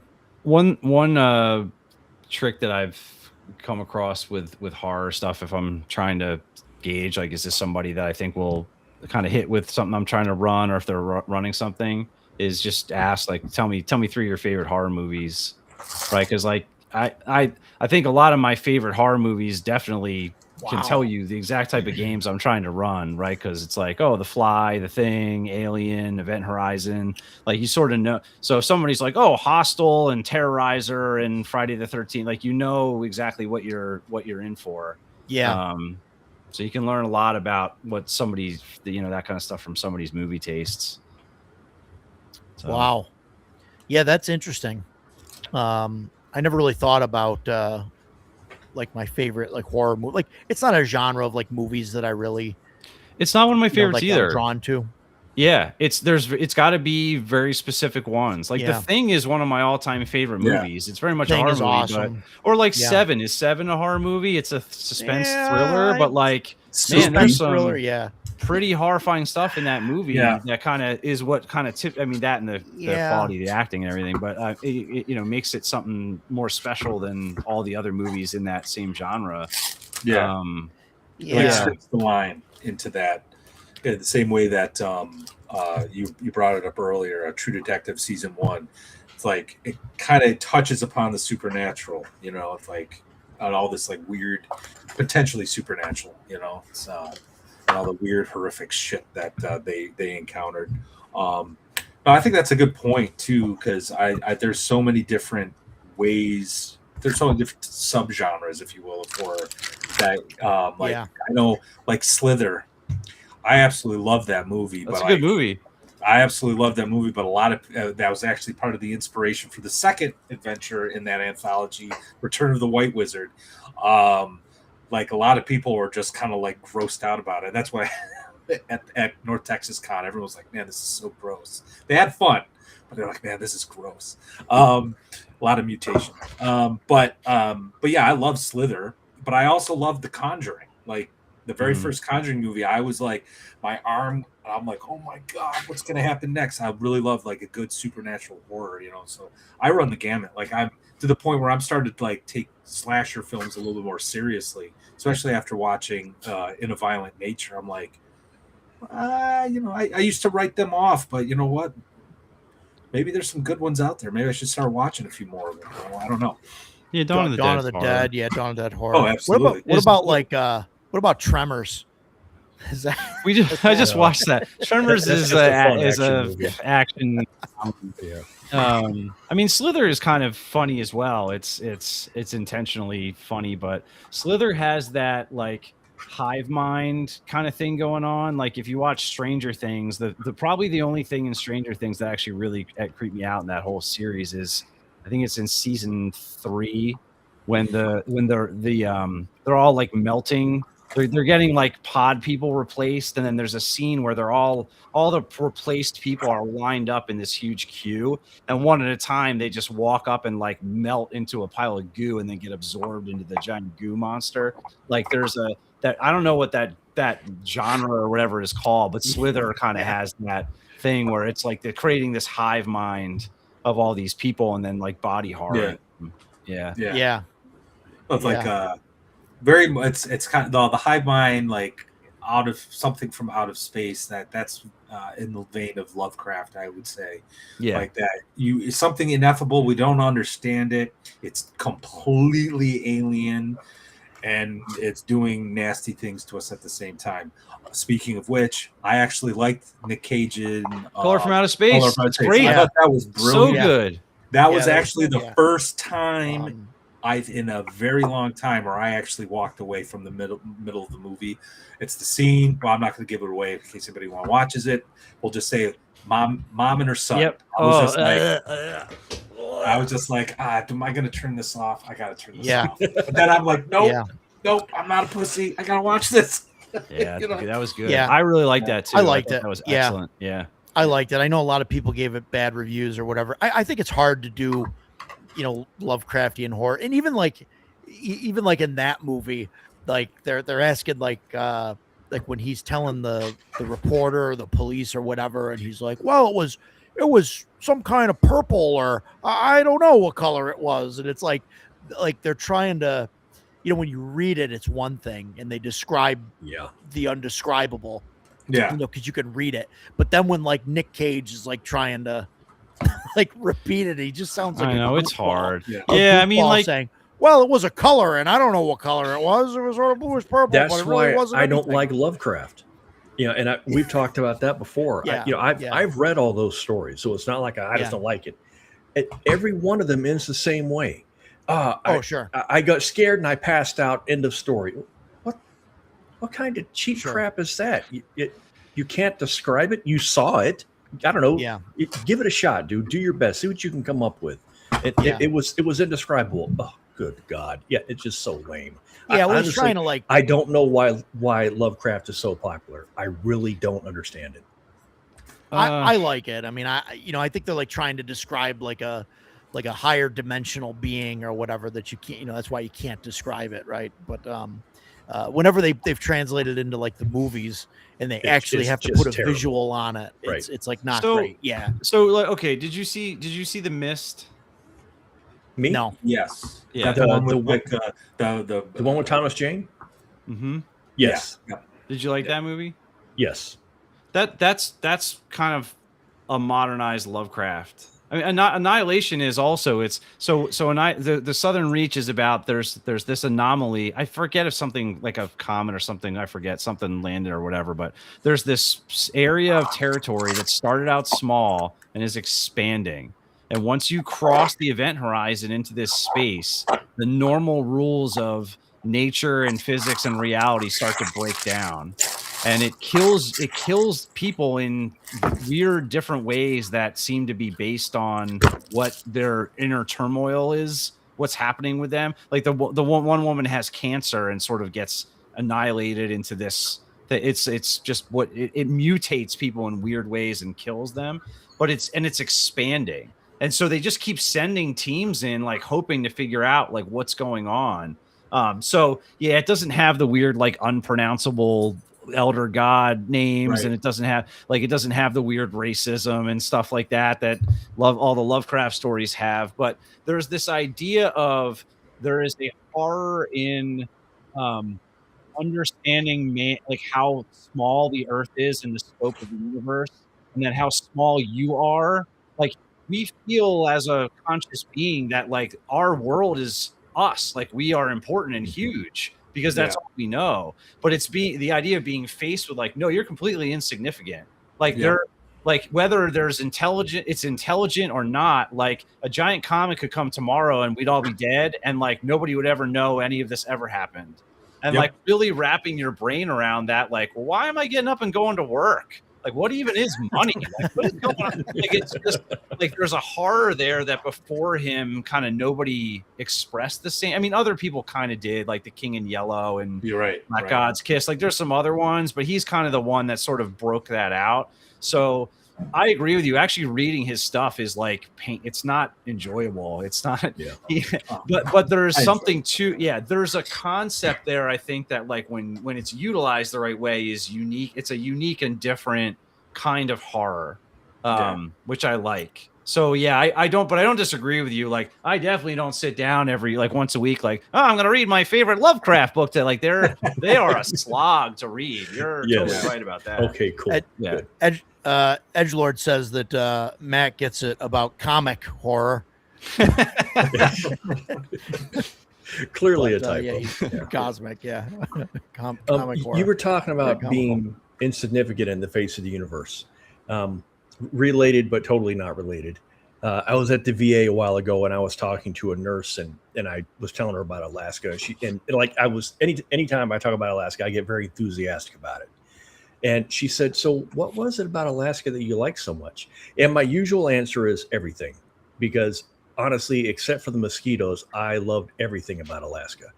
But after, I was sitting there thinking about it, and she came back, and I said, "I figured out what I like about Alaska." And she was like, "Oh, what?" I said, "It makes me feel small. Everything in Alaska will kill you if you step out of line." And I like that, and I was in the Army. I was much younger. I was full of myself. I have never shied from the fact that I still am very arrogant. I can take care of myself. So I always felt big. People don't scare me. They never have. The first day I stepped foot in Alaska and I saw the vastness of it, and I knew what was out there, the wolves, the bears, everything. This place makes me feel insignificant, and I really liked that feeling. I don't want to feel it 24/7, but stepping into something like that, I was like, my God, this is amazing. So it was really a different position for me. So the whole thing, feeling insignificant in the universe, I totally agree with you. What about Glorious? Have you guys see that one? I don't know if that's that's another like comedy horror. I don't think I've seen that type of thing. Glorious. It's I thought it was really great. I mean, I don't know. I'm a weirdo though, but it's sort of like Lovecraftian. this guy stops at a rest stop bathroom, like on a highway, like type of thing, and he goes in the bathroom, and basically there's J.K. Simmons voices a like this You elder told me god it's a glory hole, that's- isn't it? that's in the yeah, I don't want to spoil it, but there's a Sorry, I guess. but there is a glory hole with tentacles drawn around it, in which Are J.K. you sure this Simmons, is in the Lamentations module? J.K. Yeah, Simmons right. is talking to this guy. If yeah. it wasn't Yeah. before it, it's about Um, to be. Yeah, And it's no, I write think that it's down. I don't know. It's not really horror, I guess, but it's like Lovecraftian. I thought they did Sure. a really good job, kind of with it. And I don't know. It's just interesting. I didn't know if you guys had saw it or not, but it's I don't know. You told me Wa- about watch that a the while trailer. ago. Yeah, it's so and, weird. and I was like, what is wrong with you? yeah, It's yeah. just so far out of my wheelhouse, And- man. Yeah. And he's like stopped in the thing, but yeah, I mean, it's like a joke. It's sort of like a funny thing, and like I said, it's J.K. Simmons' voice. Sure. He's great. This Yeah, elder he's guy. great in But they everything. Yeah. there's a part in it where he tells the guy how to pronounce his name.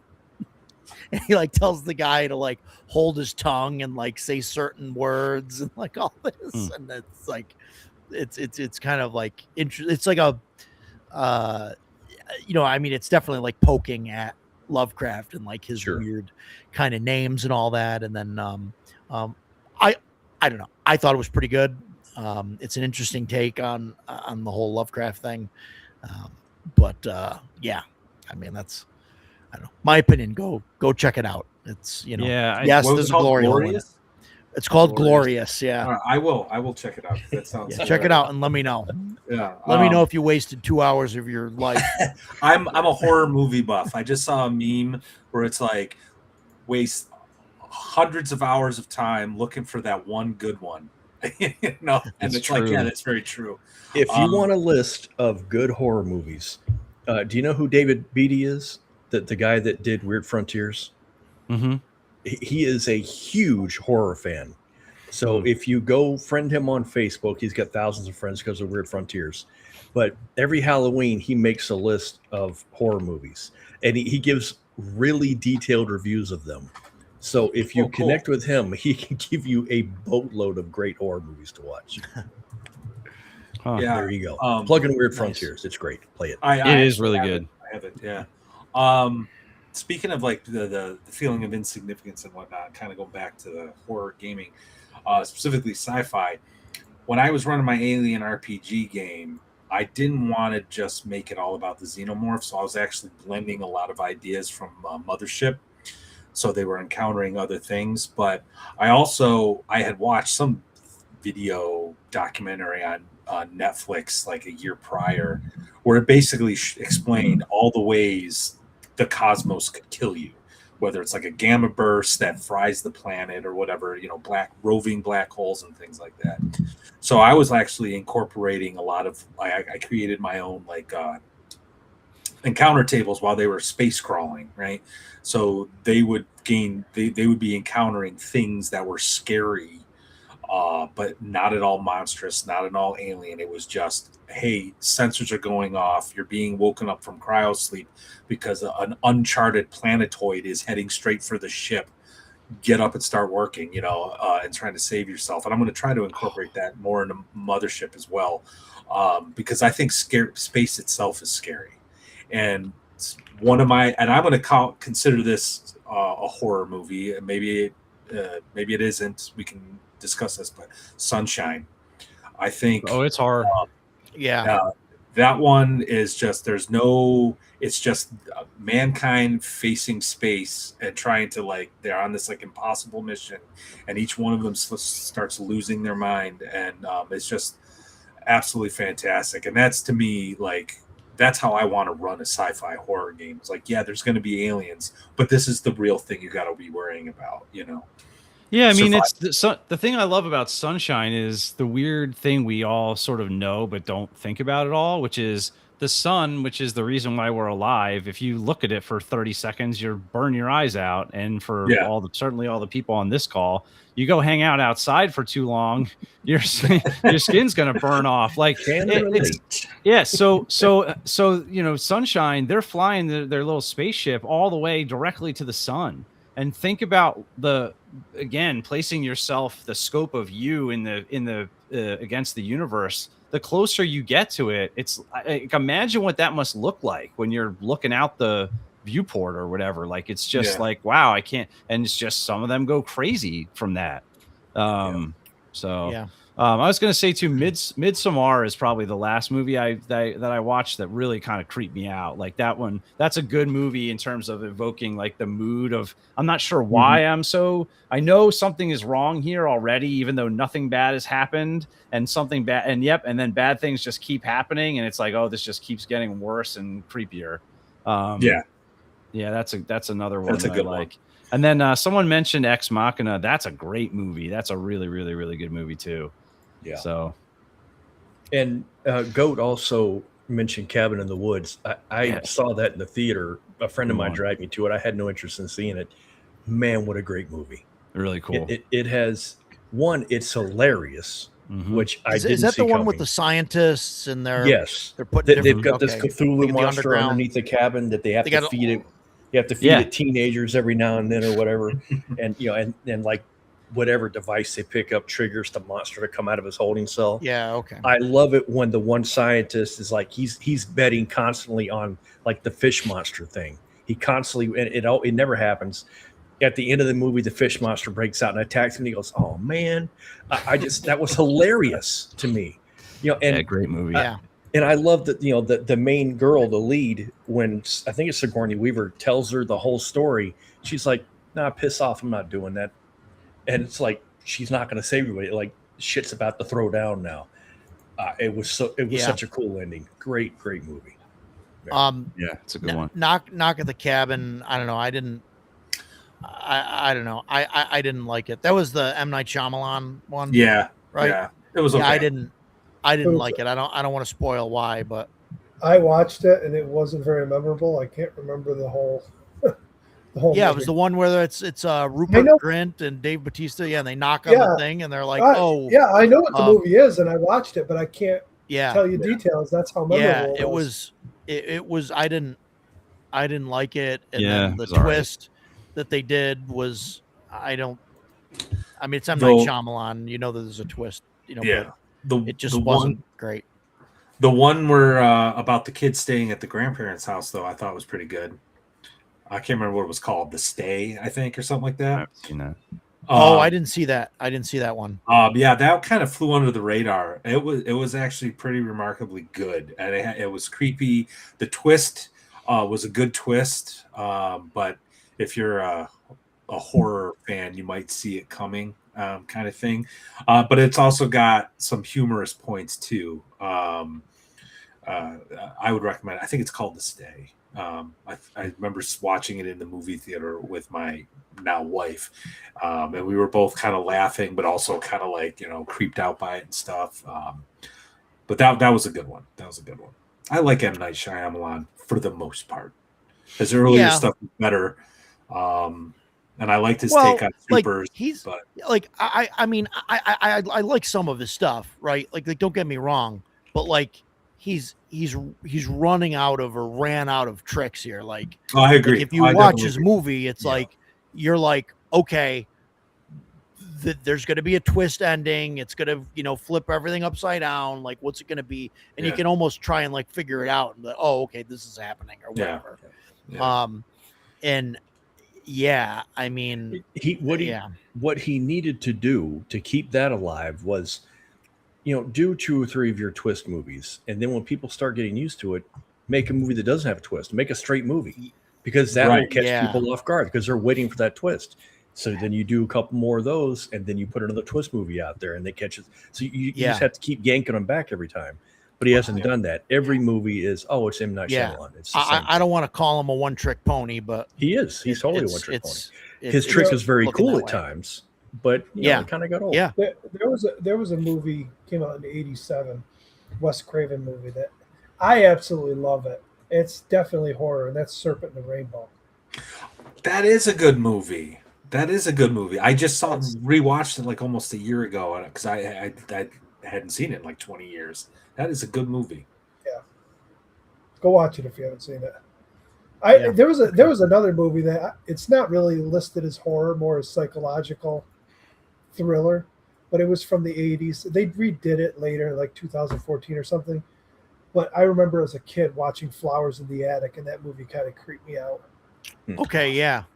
The kids locked up in the attic, and the stepmother like abused the hell out of them. Yeah, and they locked them in. It was a creepy movie.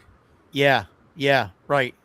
But I remember like they didn't go do some crazy shock you and everything. It was the build up and the and the way they were surviving and stuff up there. It was like some crazy stuff going on. Yeah. The movie was kind of uneven, but the Nosferatu that came out a couple years ago, if you guys saw that, the thing that really grabbed me about that I think does not come through in a lot of similar movies, because there's a lot of vampire movies with vampires and other things that are supposed to be able to, essentially cast charm person, right? But like watching that movie felt there were times in it where it felt like the narrator has clearly had charm person cast on him. Like he's seeing things that are not actually there, or he's losing. Time is passing and he's lost it. He doesn't know what's happened, where he's been, why these like that.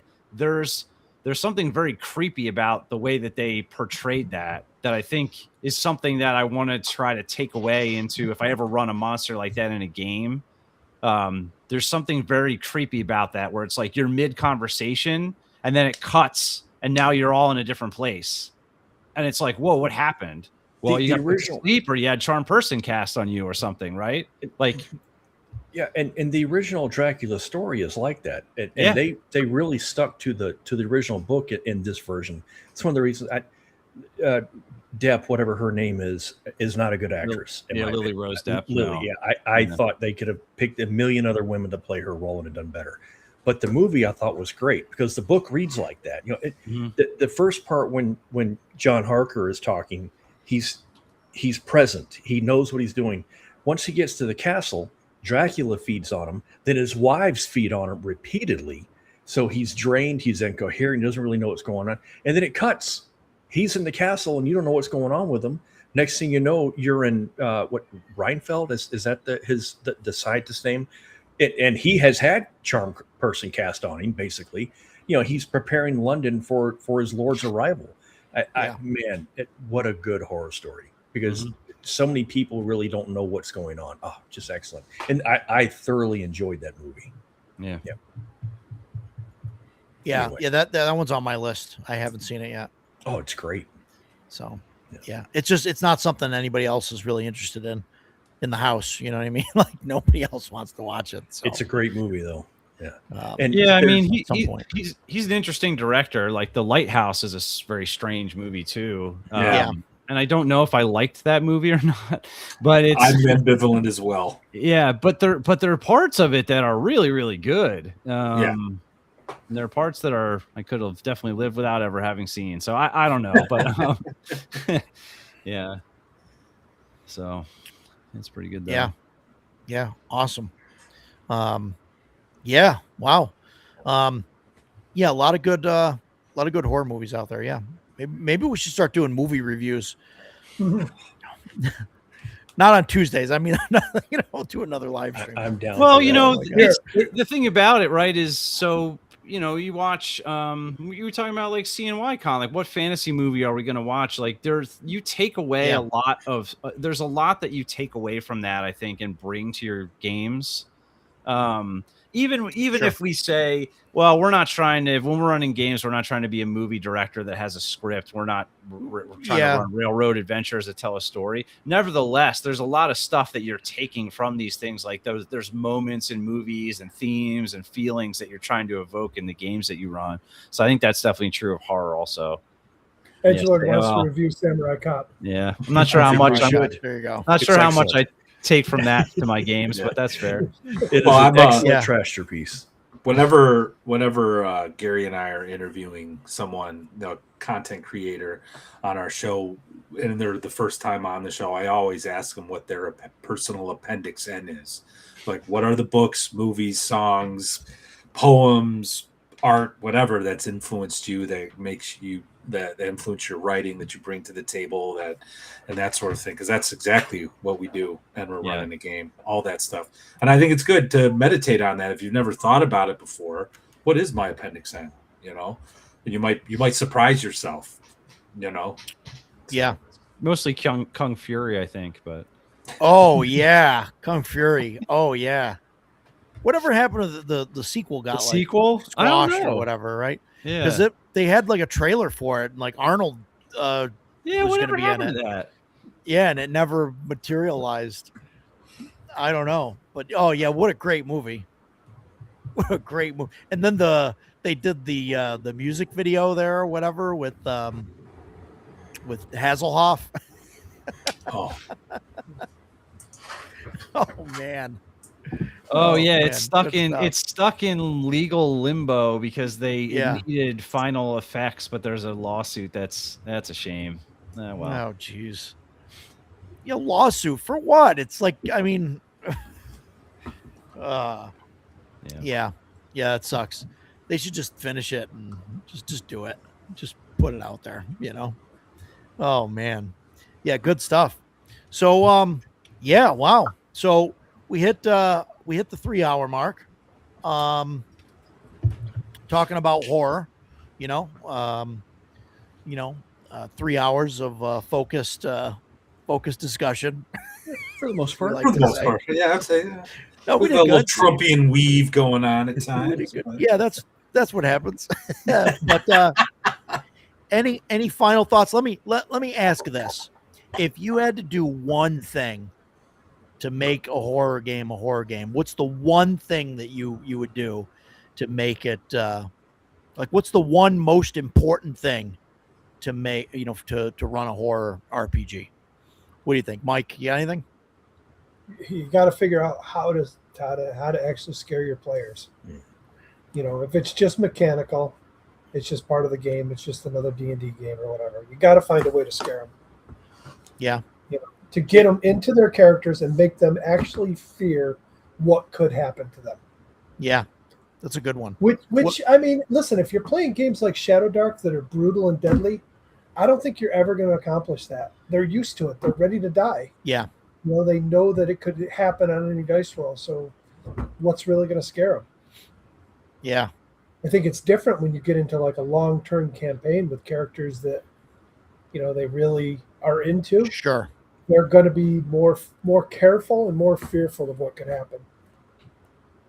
Yeah. Jason, what do you think? When you're running, just be really careful that you don't go from horror to camp, or you go from Friday the 13th to Jason X. Yeah. That's a tough Yeah. that's a tough line. And that's tough for me because I lean towards Jason X. You know what I mean? Like really easily, like, because that's the direction I want to go. Yeah. Well, I mean- For me, Goat just nailed it. Scared them so badly they become the worst enemies. Why- Where the players start making mistakes through their own detriment. Yeah. That's when you know you've got them on the ropes. Jason's very right. WotC couldn't figure it out. He went from this to this. That's right. Yeah. Yep. Yeah. I think I actually agree with Edgelord's last comment wholeheartedly. You're right. If you're Jason playing, X was fun. no, well, that's true too. But if you're playing Shadow Dark and it's a meat grinder and people are just dying left and right, like sure, that's not scary. But if the game is lethal and the players know it's lethal, but the deaths are not frequent or cheap, it's just that it's omnipresent that they could die. Then you get attached to your character, and if they die or something terrible happens to them, I mean, part of the thing in Call of Cthulhu, I don't love how they treat sanity, but the whole thing is like there's another way. Is that a fate worse than death? Like your character's not dead, but they're not playable anymore because as soon as they see anything happen, they lose their mind. And it's that darkest dungeon idea of how long do you ride this character out before they just become a detriment to the rest of the team? And then you as a player are having to decide, like, am I going to take this broken racehorse out yet again and know that they, Right. you know what I mean? Like that is, I think, for me, the most important thing is it's that combination of attachment, the ability to become attached, but also watching that person deteriorate and knowing that they can get killed. Hey, I'm Joe. Yeah, we're gonna First choice. we're gonna talk about these guys in like 30 seconds. Lord Matteus, what do you got? What's most important? What I would do is don't be afraid to put your players in impossible situations, and force them to make real choices, life or death choices. And I think when you're doing that, don't forget the other four senses, because you're definitely going to be talking about what they're seeing.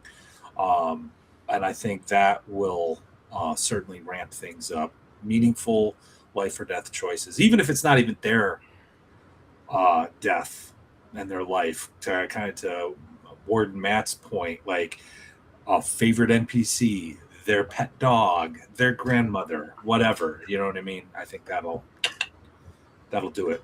Because it's about anxiety. Like, unless you're going to bring a loaded gun to the table, which I don't recommend you do, no one's going to feel flight or fight, because they're all sitting around stuffing their mouths with Cheetos, drinking beer, whatever. But if you can make them feel anxious and really concerned about what's going to happen next, you've succeeded. Oh, and I did want to mention something.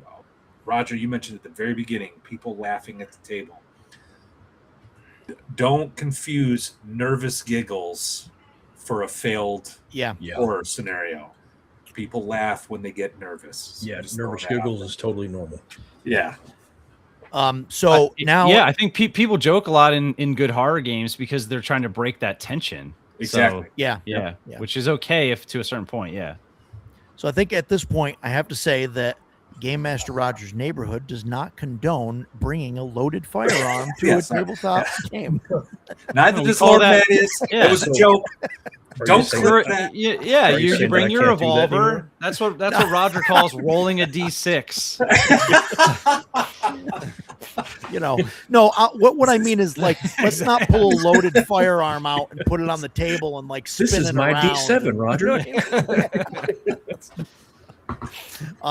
But no, for me, right, and especially after this conversation and stuff, I think one of the most important things is, is fear is in the unknown, right? So just leak that information slowly, right? Even if it's just a goblin that's causing a menace in a dungeon or whatever, like, don't outright tell the players that, you know what I mean? You just, you slowly, have them, doing different things, whether he's hanging a sheet, right, with a fake ghost, right, like through a ceiling or whatever. You don't tell the players that. You just, they see something or they hear weird noises or whatever, and just keep them, guessing about that, so they don't know what the thing is. And I think that's one of the most important things. Real quick, I wanted to say, Emperor's Choice, they're going to be on next week. George and Dave are going to come on, and we're going to talk about the history of Arduin. I really want to get into talking about Dave Hargrave and the beginnings of Arduin and really kind of dive into that. So that's going to be mostly George talking a lot. No, but we want to dig into that, and we're gonna kick off Arduin August. That's what I've been calling it. I don't know if it's catched on, but they're gonna be on several shows over the next couple months. So every time I talk to them about it, I call it Arduin August. So, love to talk about that. So that's next week. That's August 4th. I hope. But yeah, next Tuesday they'll be on, and we'll go from there. So other than that, I think that's it. Yeah, we can't. Yeah, we don't want to talk about that. I would never do that. And Dan, there's a reason. I guarantee there's a reason Restream is censoring you. But yeah. So Lord Matteus, thanks for joining us. Thanks for having me. It was check awesome. out check out his channel, The Second Watch. What happened to the first watch, I don't know, but they're the second watch. Pick up afterwards. And if you guys want some really good horror adventures for Shadow Dark, check out Living Darkness Volume 1. Link to the drive-through there. Yeah, some cool stuff in there. Even if you just steal the whole witch table there, I think that's a great thing to take out of the book. There's a lot of other good stuff in there, and not just that, but that's a neat addition. So yeah, thanks for coming on. Go buy his stuff. Go subscribe to his channel and all of that. Check out his videos and stuff, especially the one with me in it. Yeah. So Yeah. so thanks everybody for Yes. for coming. And I gotta get out of here before I get in trouble. We'll see you guys on the other side. We'll see everybody else next week. So take care, everybody. Thanks Take for it easy. coming.